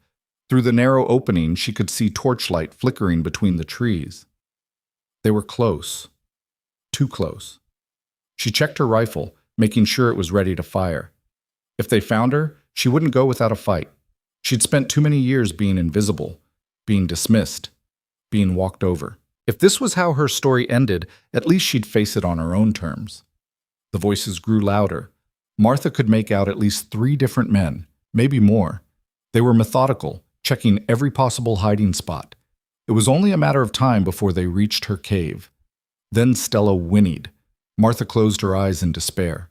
The horse had given away her position as surely as if she'd fired a flare into the sky. "Over here!" someone shouted. "I found her horse!" Footsteps crashed through the underbrush. Martha raised the rifle, her finger on the trigger. If they wanted her dead, some of them would die too. It was a cold thought, but she'd long passed the point where mercy seemed like an option. A figure appeared at the cave entrance, silhouetted against the torchlight. Martha aimed at center mass and prepared to fire. "Wait!" The figure threw up his hands. "Mrs. Whitaker, don't shoot. It's me, Robert Chen." Martha hesitated, her finger still on the trigger. "Robert, what are you doing with the posse?" "I'm not with them." He glanced back over his shoulder nervously. "I followed them to try and warn you, but they're everywhere. I couldn't get ahead of them." "She's in there," another voice called out. "In the cave." Robert turned back to Martha, his face desperate. "Please, you have to trust me. Give me the rifle and come out peacefully. If you shoot at them, they'll kill you for sure. But if you surrender, maybe I can talk them into waiting for the marshal." "Get out of the way, Chen!" Samuel Jenkins emerged from the darkness, his face twisted with rage. Behind him came 5 other men, all armed. Robert stood his ground. "Samuel, this is madness. You can't just execute her without a trial." "Can't I?" Jenkins raised his own rifle, pointing it at Robert. "You've been defending her from the start. Maybe you're in league with her. Maybe you helped her poison those people." "That's insane." "Is it? Your father died right around the time this all started. Maybe she poisoned him too. Maybe you helped her do it because you wanted his store." The accusation was so absurd that Martha almost laughed, but there was nothing funny about the way the other men were now looking at Robert with suspicion. This was how it happened, she realized. This was how fear spread like a disease, turning neighbor against neighbor until everyone was suspect. "My father died of old age," Robert said through clenched teeth, "and you know it." "I don't know anything anymore," Jenkins said, "except that people keep dying, and the one person who's supposed to be guilty keeps getting helped by folks like you and Boone and that fool newspaper man Hayes." He gestured with his rifle. "Now step aside or I'll shoot you where you stand." Robert looked back at Martha one last time, his expression begging forgiveness for what he couldn't prevent. Then he stepped aside. Jenkins moved forward, flanked by his men. "Come out of there, witch. Time to face justice." Martha kept her rifle trained on him. "If you take one more step, I'll shoot you dead. And maybe the next man too before the rest of you kill me. Is that really what you want, Samuel? To die here in the dirt for a lie?" "It's not a lie." But Jenkins stopped moving. "You killed them. All of them." "I didn't kill anyone. They were poisoned by the same medicine show tonic you're probably taking yourself." Martha's voice rose. "Think about it. How could I curse people from miles away? How could I poison someone without even being in the same town?" "Witchcraft doesn't need proximity," one of the other men shouted. "There's no such thing as witchcraft," Martha screamed, her control finally breaking. "There's just poison in bottles sold by con men to desperate people. William Hayes found the same bottles in 3 different houses, the same bottles that killed Thomas Brennan." "Hayes is a liar protecting a murderer," Jenkins said flatly. "Then why did Frank and Betty Wilson both die within hours of each other? Why did Emma Sullivan die in her sleep? Because I cursed them? Or because they were all taking the same poison?" Martha stood up, no longer caring if they shot her. She was tired of hiding, tired of running, tired of being blamed for tragedies she had no part in. "You want someone to hang? Fine, hang me. But their deaths won't stop, because I'm not the one killing them." Her words hung in the air. For a moment, nobody moved. Martha could see doubt flickering in the faces of some of the men. Not Jenkins, his hatred had calcified into certainty, but the others. They were starting to question. Then a new voice cut through the tension. "She's right." Everyone turned. Dr. Morrison stood at the edge of the clearing, his medical bag in one hand. He looked exhausted, as if he'd ridden hard to get there. "Doctor?" Jenkins lowered his rifle slightly. "What are you doing here?" "I got back to town this afternoon and heard what was happening." Morrison approached slowly, his hands raised peacefully. "I went to Frank Wilson's house to examine the bodies. I found this." He held up a bottle identical to the ones Hayes had described. Morrison's Miracle Heart Elixir. Except I never created any such elixir. Someone's been selling poison under my name. "That doesn't prove," Jenkins started. "I also examined the bodies of Thomas Brennan, Emma Sullivan, and Jacob Miller. I exhumed them tonight with Sheriff Colton's permission." Morrison's voice was steady, clinical. "All three showed clear signs of chronic arsenic poisoning, long-term exposure, not acute, the kind that comes from taking small doses over months." "But—" Jenkins looked around wildly as if searching for an argument that would make this not be true. "Martha Whitaker didn't kill anyone," Morrison said firmly. "A traveling medicine show did. They sold arsenic disguised as health tonics to at least a dozen people in Dry Creek. Those people are dying now because they've been poisoning themselves for months. And you've been hunting an innocent woman instead of the real criminals." The silence that followed was deafening. One by one, the men with Jenkins lowered their weapons. The certainty drained from their faces, replaced by shame and confusion. Jenkins stood alone with his rifle still raised, but even he seemed to be wavering. "But all those people are dead because they trusted the wrong medicine," Morrison said gently. "It's a tragedy, but compounding that tragedy by murdering an innocent woman won't bring them back." Jenkins's rifle slowly lowered. He looked at Martha with eyes that were lost, searching for something to hold on to now that his certainty had been stripped away. "I just wanted," he started, then stopped. "Thomas was my friend. We grew up together. When he died, I needed someone to blame." "I know," Martha said quietly. "Grief needs a villain, but I'm not your villain, Samuel." Jenkins sat down heavily on a fallen log, his rifle forgotten across his knees. The other men gathered around Dr. Morrison, asking questions, demanding to know more about the poison, about who had sold it, about whether anyone else in town was at risk. Robert Chen approached Martha's cave cautiously. "Are you all right?" Martha realized she was shaking. The rifle slipped from her hands. "I thought I was going to die tonight." "You almost did." Robert helped her to her feet. "If Dr. Morrison hadn't arrived when he did—" "Where's Sheriff Colton?" Martha asked. "Why isn't he here?" "Jenkins knocked him out 2 days ago," Morrison said, overhearing. "He's been locked in his own jail since then. I freed him tonight, and he's rounding up the rest of the posse. This ends now, Mrs. Whitaker. No more mob justice, no more witch hunts." Martha stepped out of the cave on unsteady legs. The men who'd been ready to hang her minutes ago now couldn't meet her eyes. They shuffled and muttered, already beginning the process of rewriting the narrative in their own minds. They'd been misled, they'd tell themselves. They'd been acting on bad information. They weren't really murderers at heart. But Martha knew better. They'd been seconds away from killing her. The only thing that had stopped them was evidence so overwhelming it couldn't be denied. Without Dr. Morrison's intervention, she'd be dead. And tomorrow, they'd have justified it somehow, convinced themselves it had been necessary. "I need to get back to town," Morrison said. "There are others who may be taking that tonic. I need to warn them before anyone else dies." He looked at Martha. "Will you come back with us? You'll be safe now. I'll make sure of it." Martha thought about the ranch house, about Elias riding through the night to find help that had turned out to be unnecessary, about the letter she'd given to William Hayes, meant to be her last testament. "Not yet," she said finally. "There's someone I need to wait for, someone who risked everything to help me." Morrison nodded, understanding. "Then I'll send word when he returns.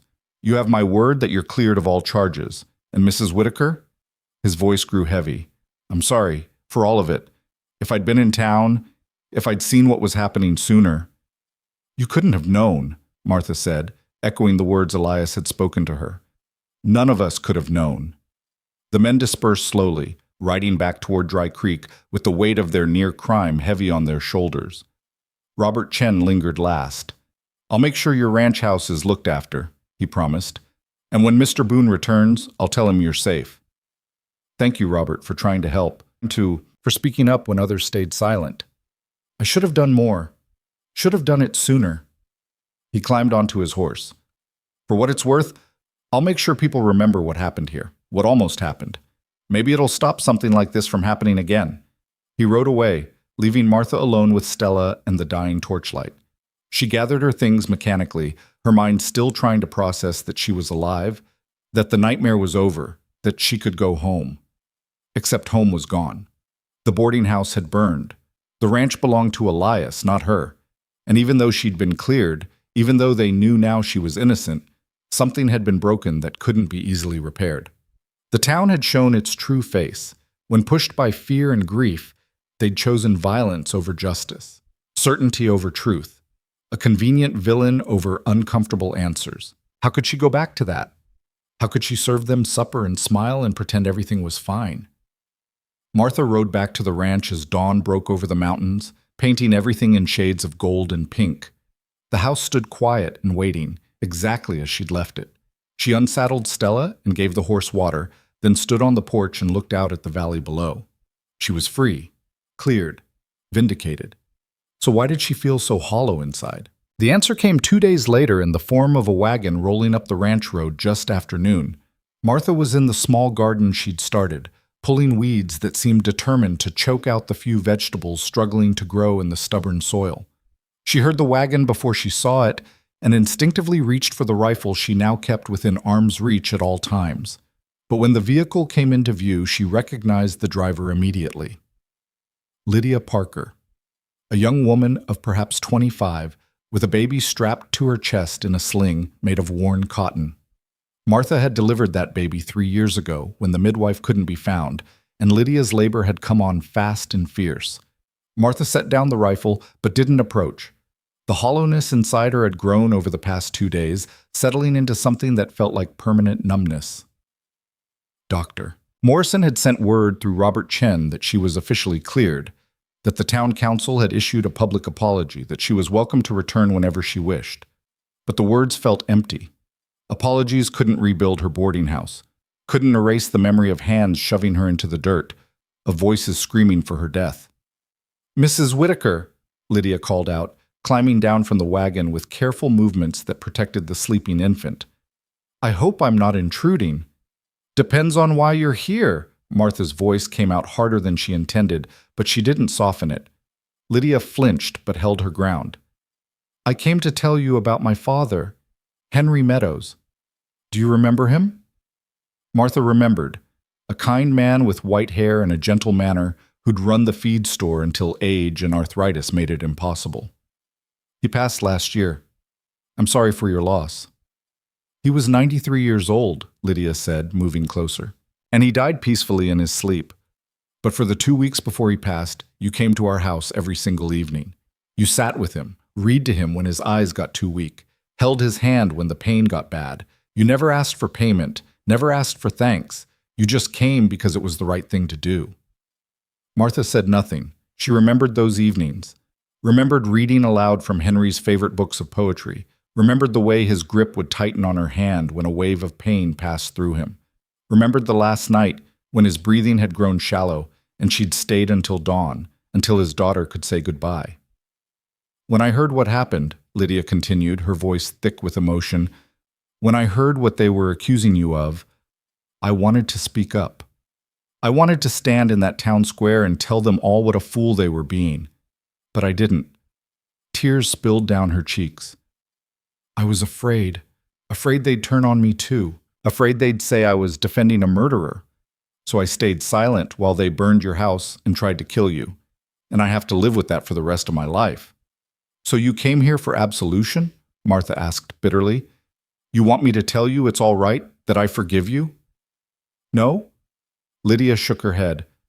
"I came here to tell you that you're not alone, that some of us know what you are, not a witch or a murderer, but a good woman who spent her whole life taking care of people who didn't deserve it.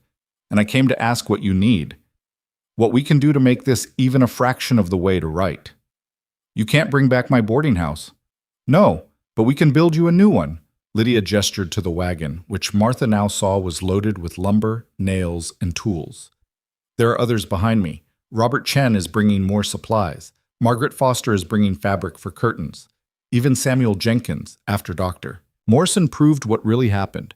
He donated money for materials. Half the town is coming, Mrs. Whitaker. Not to beg forgiveness, though we should, but to try and rebuild what we destroyed. Martha stared at her. Why would you do that? I don't want anything from Dry Creek. I don't want to see those people ever again. I understand, but please, just let us try. Lydia's baby stirred and made a small sound. She rocked gently, her eyes never leaving Martha's face. My daughter's name is Martha. I named her after you because when she was born and I was scared and bleeding and sure I was going to die, you were the one who kept me calm, who told me I was strong enough to do this, who brought her into the world safe and healthy. Her voice broke. I owe you everything. Let me pay back even a small part of that debt. Before Martha could respond, more wagons appeared on the road. Robert Chen, just as Lydia had said. Behind him came Margaret Foster, a widow Martha had helped nurse through pneumonia 2 winters ago. Then came others, men and women from Dry Creek, people Martha had fed and cared for and comforted over the years. They came with lumber and tools, with food and water, with shame written on their faces and determination in their movements. But not everyone came with good intentions. Martha spotted faces in the crowd that had been part of the mob. People who'd thrown rocks at her windows, who'd screamed for her death. They hung back now, uncertain, as if hoping their presence alone would somehow atone for their violence. No. Martha's voice cut through the murmur of greetings and apologies. Not all of you, not everyone gets to help. The crowd fell silent. Lydia looked stricken. Martha pointed at 3 men standing near the back. You, and you. Thomas Garrett, who threw the torch that started the fire. Marcus Webb, who held Sheriff Colton back when he tried to stop the burning. And Peter Sullivan, who told his mother I was a witch who needed to hang. Her finger trembled, but her voice stayed steady. You don't get to be here. You don't get to hammer a single nail and call yourselves redeemed. The 3 men she'd named turned red with shame and anger. Thomas Garrett opened his mouth to argue, then seemed to think better of it. One by one, they slunk back to their wagons and drove away. Anyone else who was part of that mob, Martha continued, her gaze sweeping across the remaining crowd, ask yourself if you really have the right to be here. Ask yourself if you're here because you feel guilty or because you want to actually help. Because I don't want your guilt. I just want to be left alone. Several more people quietly departed, but most stayed. Robert Chen climbed down from his wagon and approached slowly. Mrs. Whitaker, I know words are cheap. I know apologies can't undo what was done. But we're here because we want to try. Not for our sake. For yours. Because you deserve better than to lose everything just for being in the wrong place when something terrible happened. Martha wanted to say no, wanted to send them all away and lock herself in the ranch house and never come out.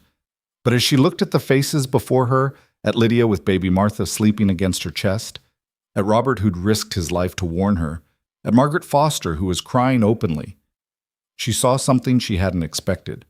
She saw people who were genuinely trying to be better than their worst moments. I'm not rebuilding the boarding house, she said finally. Not in town. I won't live there again. Won't serve people who tried to murder me. Then we'll build whatever you want, Lydia said quickly. Here at the ranch, an addition to the house, a separate cabin, whatever would make you feel safe. Martha looked back at the small ranch house, at the garden she'd started, at the life she and Elias had begun piecing together from their shared wreckage. She thought about him riding toward Sacramento, not knowing that the crisis had already been resolved, that she was safe. She thought about the photograph she'd given to William Hayes, Elias with his lost family, frozen in a moment of happiness that had been stolen from them. An addition, she said quietly, to the east side of the house. 3 rooms, a kitchen, a dining room, and a sitting room, with a big table that can seat 12 people. And windows that let in lots of light. A new boarding house? Robert asked. No, a home. A place where people who need somewhere to stay can find it, Not for payment, just for need. Martha met their eyes one by one. And not everyone gets to come. Only people who have nowhere else to go. People who've been cast out or blamed or run off. People like me. Understanding dawned on Lydia's face. A sanctuary. A second chance, Martha corrected, for people who deserve one. The work began immediately. The sound of hammers and saws filled the air as the volunteers threw themselves into construction. They worked with the fervor of people trying to atone, and Martha found herself drawn into the activity despite her reservations. She directed the placement of walls, the size of windows, the angle of the roof. Lydia worked beside her, the baby strapped to her back now, fetching nails and holding boards steady. As the sun began to set on the first day of construction, the frame of the addition had already taken shape. Martha stood back and looked at it, surprised by the emotion that welled up in her chest. It wasn't quite hope, not yet, but it was something, a possibility, a future that might exist beyond fear and anger. Mrs. Whitaker? A small voice interrupted her thoughts. Martha turned to find a young woman she didn't recognize standing behind her. She looked to be about 18, thin and nervous, with dark circles under her eyes. "I'm sorry to bother you," the girl said quickly. "My name is Annie Cole. I'm not from Dry Creek. I heard what happened to you from my cousin who works at the general store, and I was wondering if I could talk to you."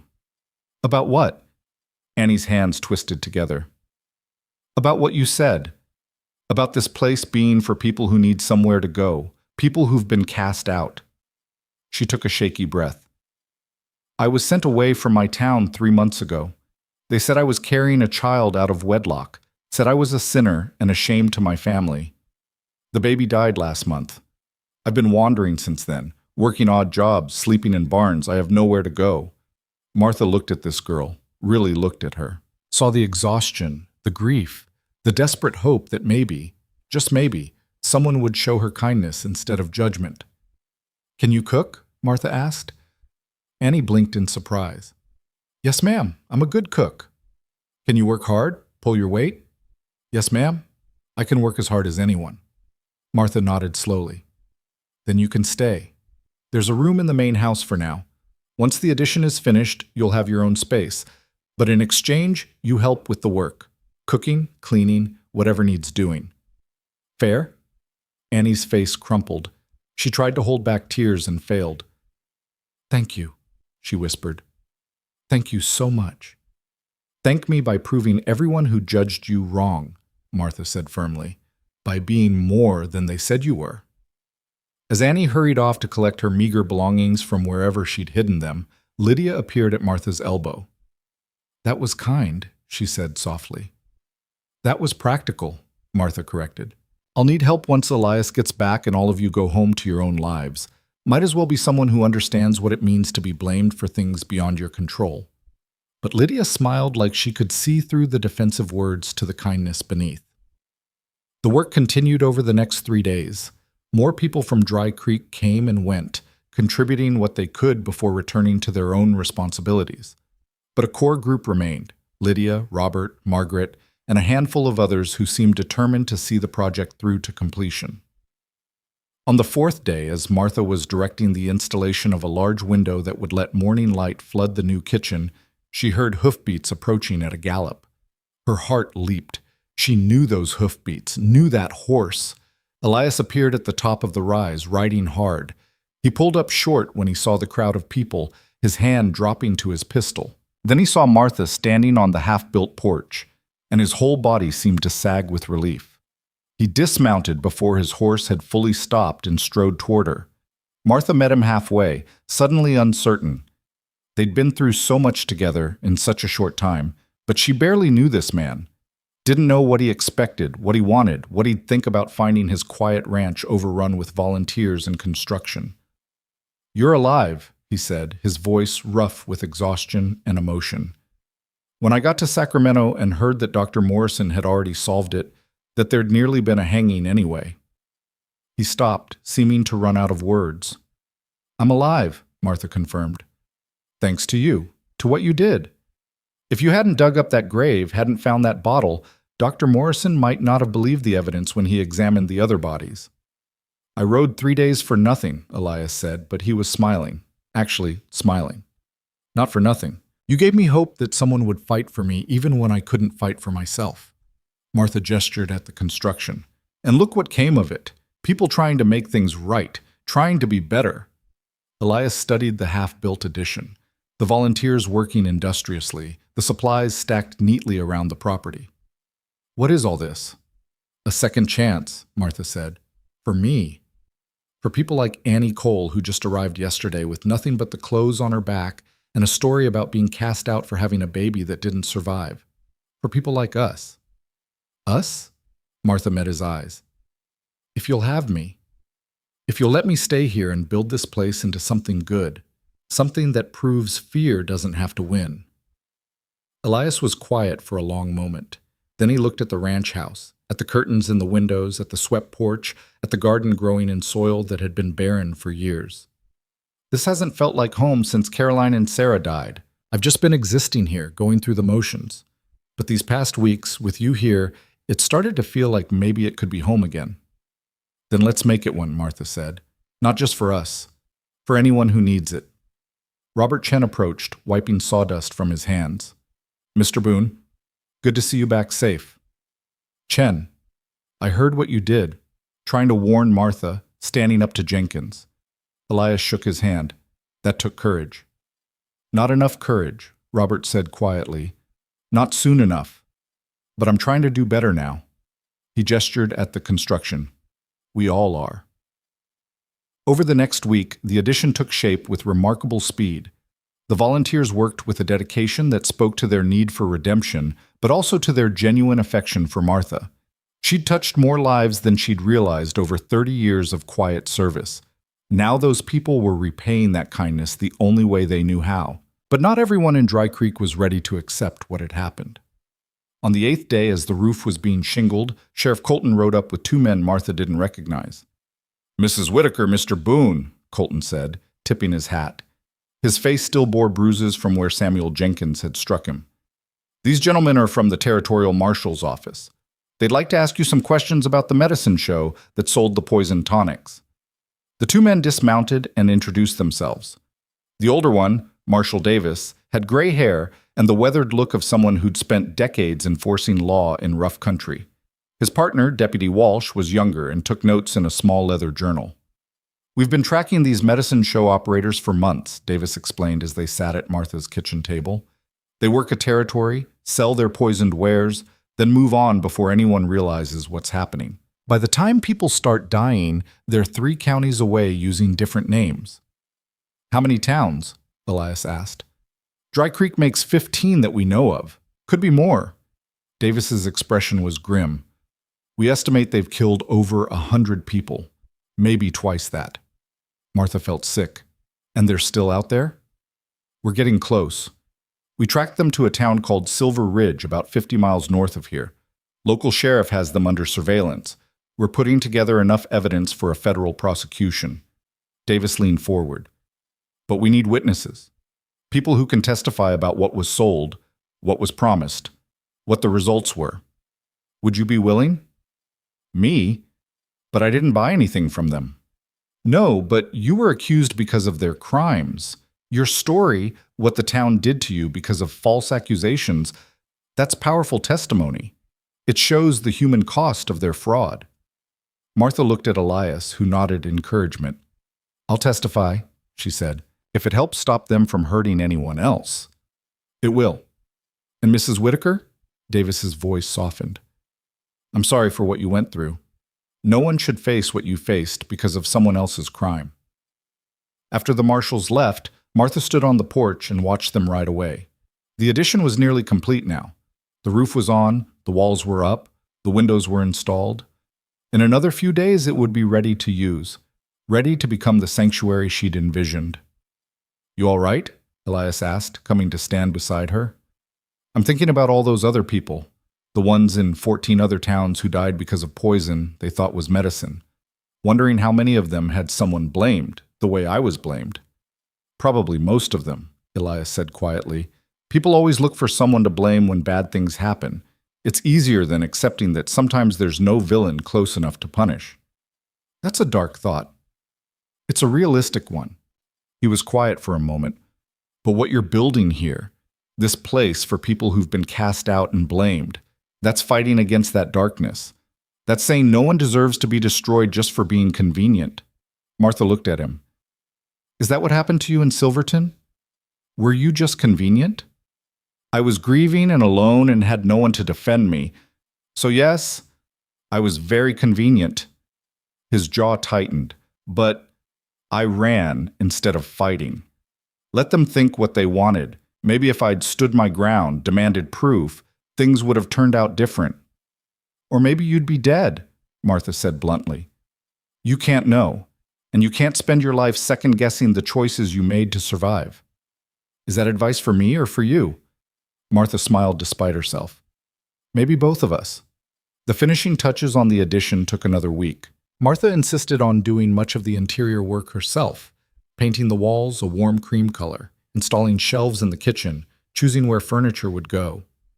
Annie Cole proved to be invaluable, working from dawn to dusk with an eagerness that spoke to her gratitude for having a place to belong.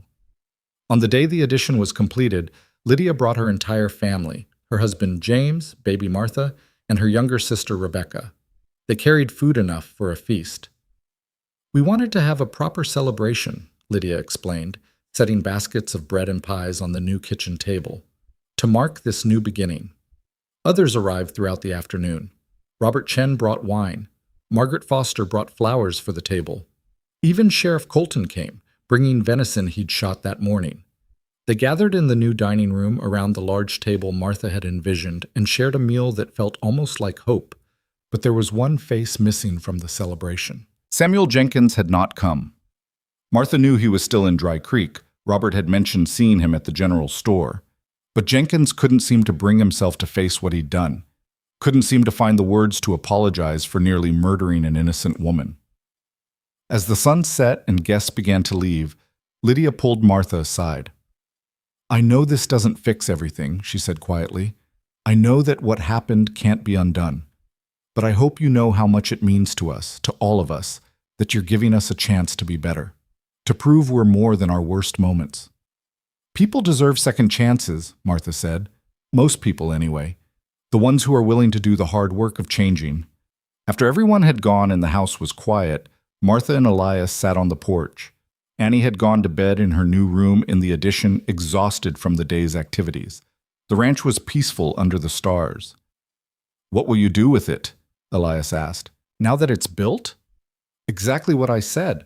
Offer sanctuary to people who need it. People running from false accusations or bad situations or just bad luck. People who need somewhere safe to land while they figure out what comes next. That's a big responsibility. I know, but I think I'm ready for it.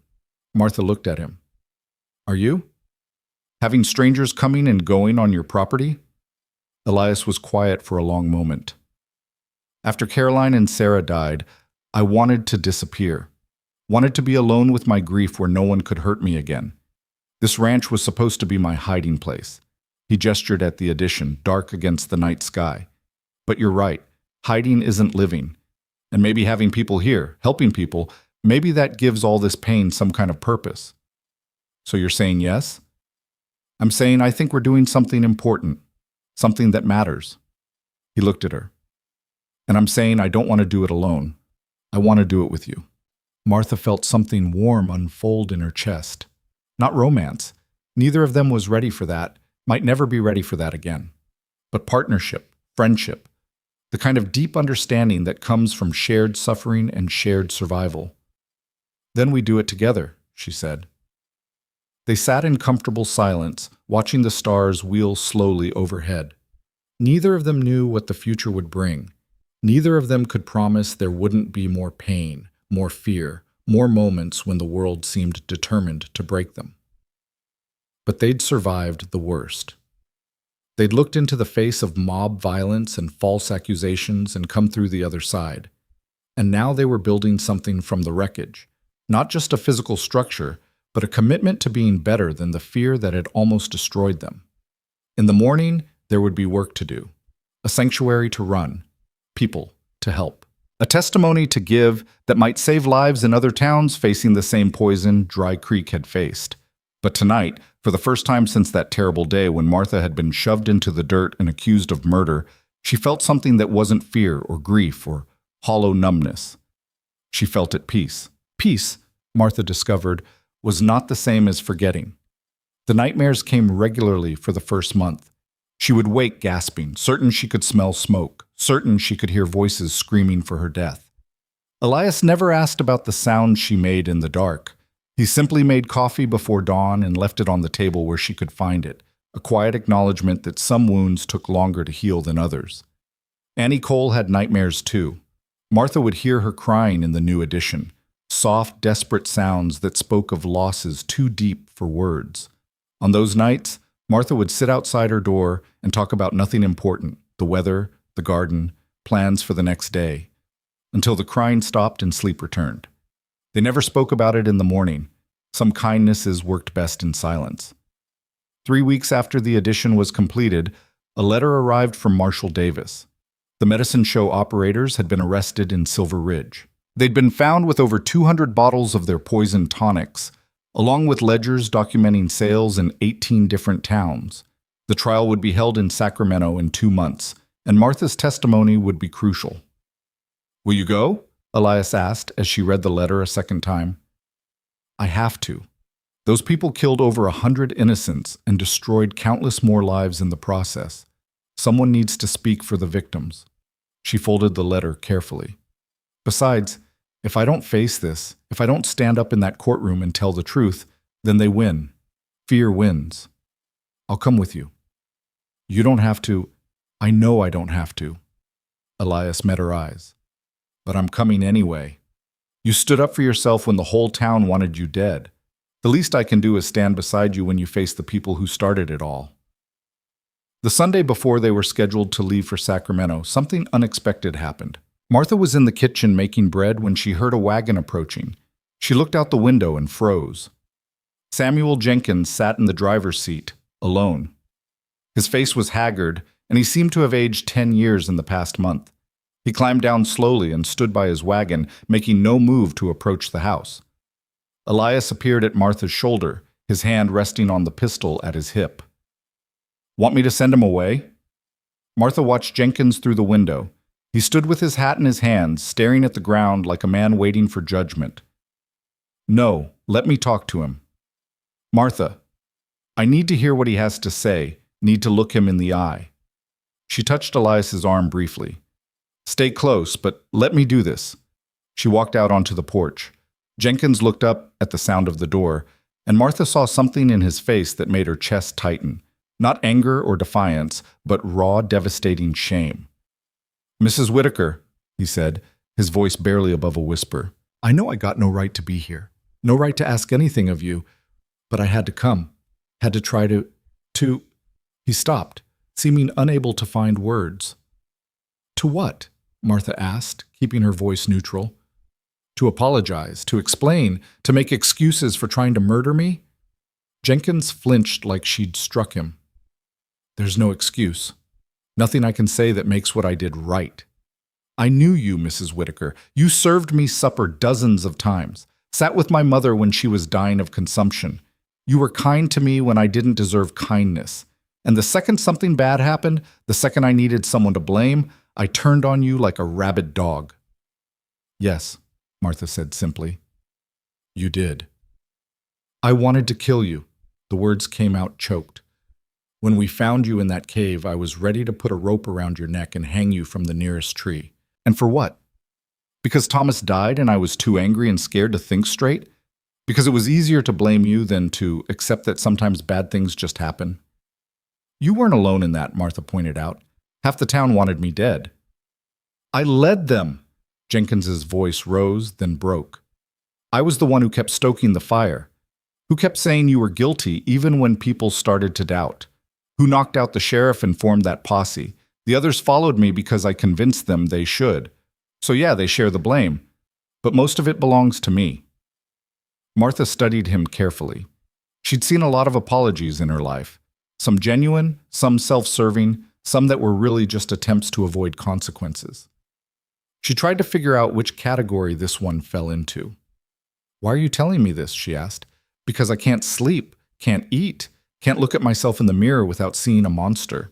Jenkins raised his eyes to meet hers, and Martha saw they were red-rimmed and haunted. "Because my wife left me 2 weeks ago. Said she couldn't be married to a man who'd tried to murder an innocent woman. Because my kids won't talk to me. Because Thomas Brennan's sister came to my house and told me Thomas would be ashamed of what I did in his name. So you came here for absolution. You want me to forgive you so you can feel better about yourself." "No." Jenkins shook his head slowly. "I came here because you deserve to hear me say it out loud. You deserve to know that I know exactly what I did and how wrong it was. And you deserve to tell me to go to hell if that's what you want to do. I'll accept whatever you give me, Mrs. Whitaker, even if it's nothing." Martha was quiet for a long time. Behind her, she could sense Elias watching, ready to intervene if Jenkins made any threatening move. Inside the addition, she heard Annie moving around, probably listening to every word. "I'm not going to forgive you," Martha said finally. "Not today. Maybe not ever. What you did was unforgivable, Samuel. You nearly killed me. And even if Dr. Morrison hadn't shown up when he did, even if that mob had hanged me, you would have found a way to justify it, would have told yourself I deserved it, that you were protecting the town, that it was necessary. People always do." Jenkins nodded, accepting her words like blows. "But," Martha continued, "I'm also not going to spend the rest of my life hating you. Hate takes energy I don't have anymore. So here's what I'll give you instead. I'll acknowledge that you came here, that you admitted what you did, that you're trying to face the consequences of your actions. That's more than most people do." "It's not enough," Jenkins said hoarsely. "No, it's not, but it's a start." Martha crossed her arms. "You want to actually make amends? Really make them, not just say words and hope they magically fix things? Yes, anything. Then live better, be better. When you see someone else being blamed for something they didn't do, you stand up for them. When you see a mob forming, you stop it instead of leading it. When fear tries to make you cruel, you choose courage instead. Do that for the rest of your life, and maybe you'll balance out some of the harm you caused." Jenkins wiped his eyes roughly. "I'll try. I swear I'll try." "Good." Martha turned to go back inside, then paused. "And Samuel? I'm sorry about your wife leaving, about your kids not talking to you. That's a heavy price to pay, but it's the price you earned. Don't you forget that." She went back into the house without waiting for his response. Through the window, she watched him stand there for another minute before climbing back into his wagon and driving away. His shoulders were slumped, his head bowed. He looked like a man carrying a weight that would never fully lift. "You were merciful," Elias said quietly. "I was practical," Martha corrected. "Mercy would have been telling him I forgive him. I didn't do that. I just gave him a path forward that doesn't involve either of us spending our lives locked in hatred." "Still more than he deserved." "Maybe. But I've been thinking a lot about what we're building here, about what this place is supposed to mean. If I can't find a way to live without hatred consuming me, how can I expect the people who come here to do it?" She looked at Elias. "We're both victims of what fear and blame can do. If we let that turn us bitter and vengeful, then fear wins anyway, just in a different way." Elias nodded slowly. "You're wiser than I am. I'm not sure I could have done what you just did. You stood up for me when no one else would. That took its own kind of wisdom." Martha managed a small smile. "We're both still learning. That's all any of us can do." The journey to Sacramento took 3 days of hard riding. Martha and Elias left Annie in charge of the ranch with strict instructions to let no one in except Robert Chen or Lydia Parker. The girl had proven herself capable and trustworthy, and Martha felt confident leaving her alone. Sacramento was larger than any town Martha had visited in years. The streets teemed with people, miners fresh from the goldfields, merchants hawking their wares, gamblers and prostitutes and preachers all sharing the same muddy thoroughfares. It was overwhelming after the quiet of the ranch. Marshal Davis met them at a hotel near the courthouse. He looked pleased to see them, but also tired, like a man who'd been working too hard for too long. "The trial starts tomorrow," he explained as they sat in the hotel dining room. "We've got witnesses from 6 different towns ready to testify. But your story, Mrs. Whitaker, what Dry Creek tried to do to you, that's going to be the emotional center of the prosecution.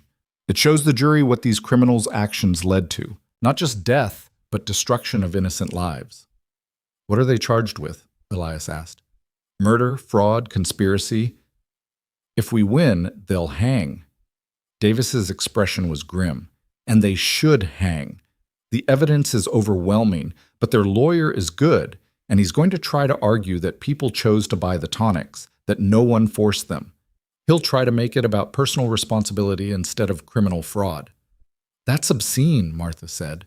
That's the law, or at least the way lawyers twist it. Davis leaned forward.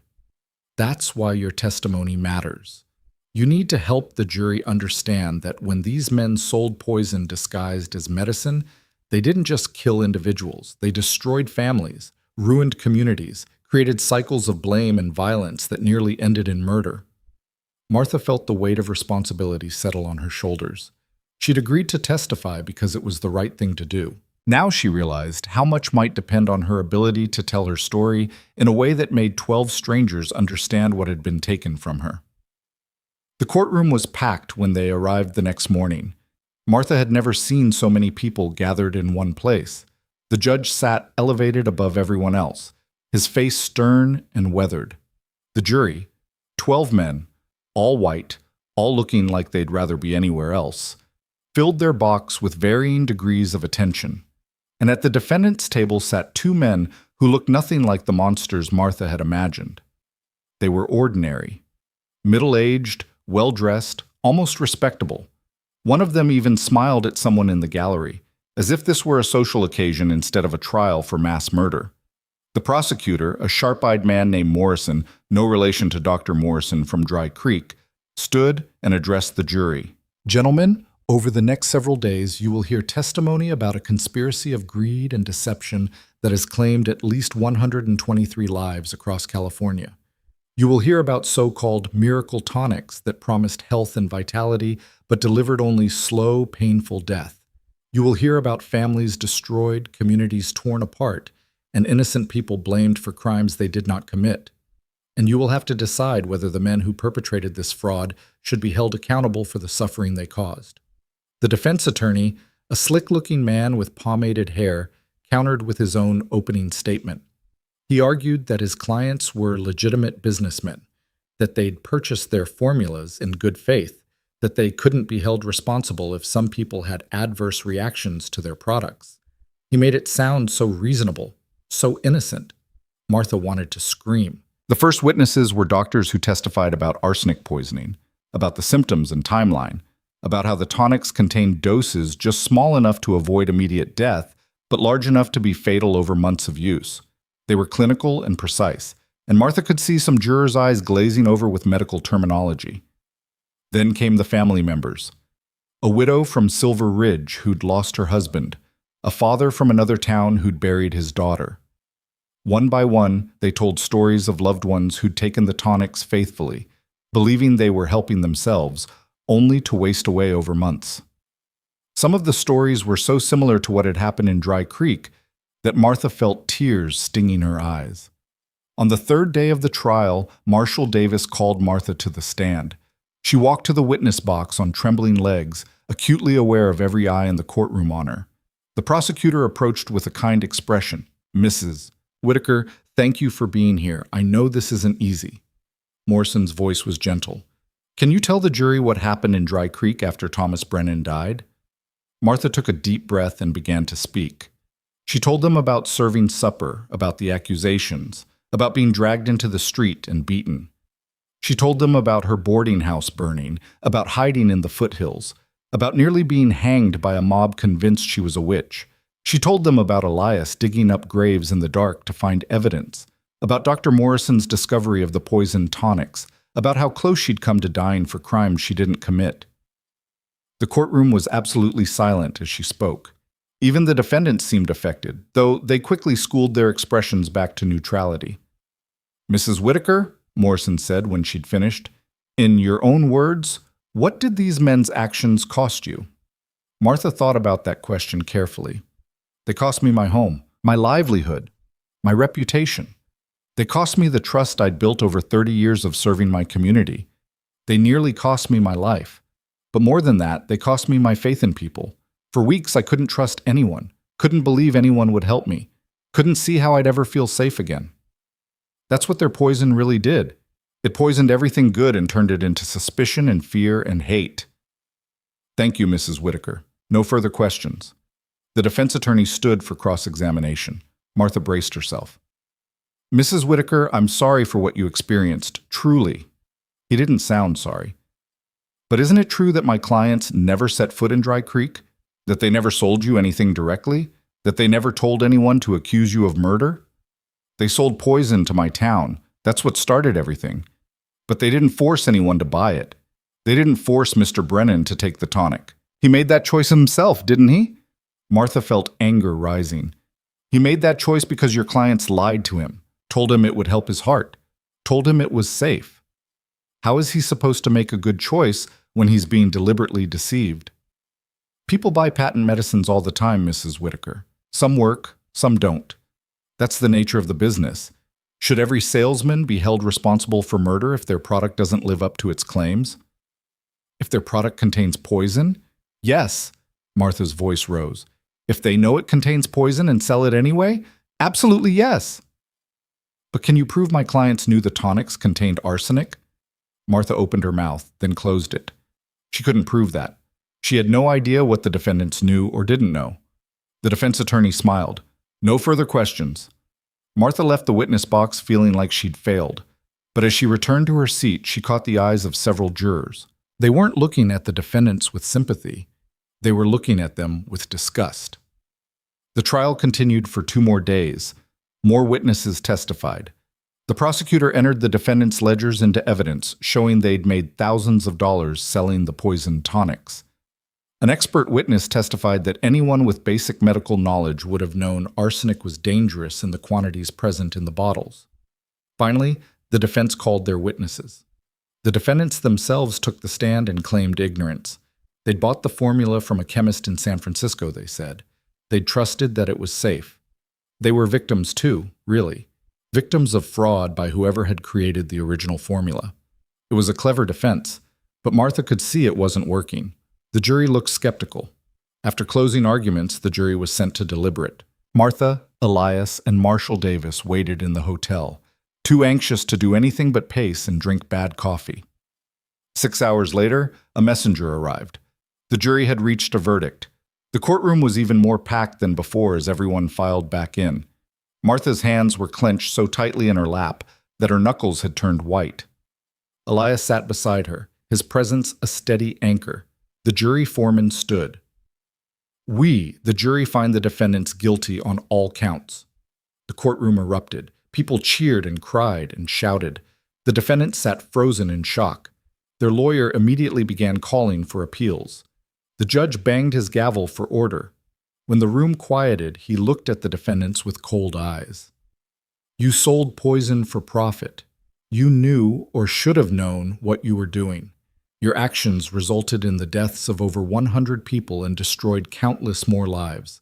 I sentence you both to hang by the neck until dead. May heaven have mercy on your souls because this court has none. Martha felt something break open inside her chest. Not joy exactly. The deaths of these men wouldn't bring back the people they'd killed, wouldn't rebuild her boarding house, wouldn't erase the nightmares. But justice. Finally, justice. Outside the courthouse, families of victims gathered to thank Martha for her testimony. A woman from Silver Ridge embraced her, crying. A man from another town shook her hand and told her she'd helped give his wife's death meaning. Marshall Davis pulled her aside. You did good in there, Mrs. Whitaker. Real good. The jury needed to see the human cost of what those men did. Your story gave them that. Will this stop other medicine shows? Martha asked. Will this make a difference? Some, maybe. Can't stop all of them. There's too much money in fraud. But we can make it harder. Make the penalties clear. Give victims recourse. He tipped his hat to her. And you've given other people courage to speak up when they see wrong happening. That counts for something. The ride back to the ranch felt different than the ride to Sacramento. Lighter somehow, despite the 3 days of hard travel. Martha and Elias talked about small things, what repairs the ranch needed, whether they should plant more vegetables, how Annie was managing alone. Normal things, peaceful things. When they finally crested the rise that overlooked the ranch, Martha saw smoke rising from the chimney. Annie had kept the fires going, kept the place alive in their absence, and there were other wagons in the yard. Visitors. They rode down to find Lydia and Robert waiting on the porch with Annie, all of them looking worried. "What's wrong?" Martha asked, dismounting quickly. "Nothing's wrong," Lydia said. We heard about the trial, about the verdict, and we wanted to be here when you got back. Wanted to make sure you knew you weren't alone." Martha felt tears prick her eyes. "You didn't have to do that." "Yes, we did." Robert stepped forward. "You've given us a chance to be better than we were. The least we can do is be here when you need us." That evening, they all gathered around the big table in the addition. Martha, Elias, Annie, Lydia, and her family, Robert, Margaret Foster, and a few others who'd helped build the addition. They shared a simple meal of stew and bread and talked about everything and nothing. At one point, Lydia raised her cup. "To Martha Whitaker, who refused to let fear win, who built something beautiful from ashes and pain, who showed us all what real courage looks like." "To Martha," everyone echoed, raising their own cups. Martha looked around the table at these faces, some of whom had doubted her, some of whom had helped her, all of whom were trying to be better than their worst moments. And she thought about Thomas Brennan and Emma Sullivan and all the others who died because they'd trusted the wrong people. They deserved to be remembered, deserved to have their deaths mean something. "To second chances," she said, raising her own cup, "for all of us." After the others had left and the house was quiet, Martha stood on the porch looking out at the valley. The sun was setting, painting the California foothills in shades of gold and crimson. It was beautiful, peaceful. Elias joined her, carrying 2 cups of coffee. They stood in comfortable silence, watching the light fade. "You thinking about going back to town?" he asked finally. "Now that everything's settled?" Martha considered the question. "No, this is home now. This ranch, this addition, this life we're building." "What about the boarding house? You could rebuild it." "I could, but I don't want to." Martha sipped her coffee. The boarding house was about earning a living. This place is about something more. About giving people sanctuary when the world turns against them. About proving that one person standing up can make a difference. "Seems like a lot of pressure for one person," Elias observed. "Good thing I'm not alone then." Martha smiled at him. I've got you. I've got Annie. I've got people in Dry Creek who are trying to be better. That's more than I had a few months ago." Elias was quiet for a moment. "You know what I realized during the trial, when I was watching you testify and saw how brave you were?" "What?" "That I'm not hiding anymore. I came here to disappear, to fade away where no one knew my shame. But standing up for you, building this place, helping people who need it, that's not hiding. That's living, really living, for the first time since Caroline and Sarah died." Martha reached over and took his hand. Not romantically, but with deep affection and understanding. "We're both living again. Maybe not the lives we planned. Maybe not the lives we thought we wanted, but lives that matter. Lives that mean something." They stood there as darkness fell completely and the stars began to appear. Inside the house, Annie was cleaning up from supper, humming softly to herself. Somewhere in Dry Creek, people were going about their evening routines, hopefully wiser and more careful about who they blamed for their troubles. And in Sacramento, 2 men awaited execution for the crimes that had started it all. The world hadn't become perfect. Evil still existed. People would still sometimes choose fear over justice. But here, in this small corner of California, 2 people who'd been broken by that fear had rebuilt themselves into something stronger, something better. Martha thought about the young woman who would arrive next week. Another letter had come while they were gone, from a girl in a town 2 counties over who'd been accused of theft she didn't commit. She would need a safe place to stay while the truth came out. The ranch would give her that. And after her there would be others, always others. People who needed sanctuary, who needed second chances, who needed to be reminded that one bad moment or one false accusation didn't define their entire lives. "We should plant roses," Martha said suddenly, "along the front of the addition. Caroline would have liked that, wouldn't she?" Elias's grip on her hand tightened. She would have loved that. Yellow ones. They were her favorite. Yellow roses it is then, Martha smiled. And maybe a vegetable garden twice as big as the one we have now. If we're going to keep feeding people who need help, we'll need more food.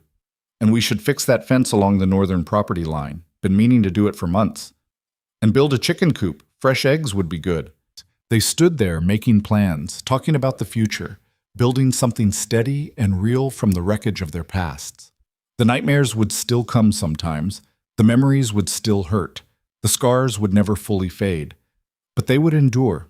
They would persevere. They would wake up each morning and choose courage over fear, kindness over cruelty, hope over despair. They would live. Not hidden. Not ashamed. Not defined by what had been done to them. They would live fully and completely, with purpose and dignity intact. And in doing so, they would prove that darkness never has the final word. That even when fear tries to destroy everything good and decent, there will always be people who stand up and say no, who refuse to let hatred win, who build sanctuaries in the wilderness for those who have nowhere else to go. Martha Whitaker had spent 30 years being useful, but invisible. Now she was something more, a symbol of resilience, a builder of hope, a testament to the power of refusing to be broken.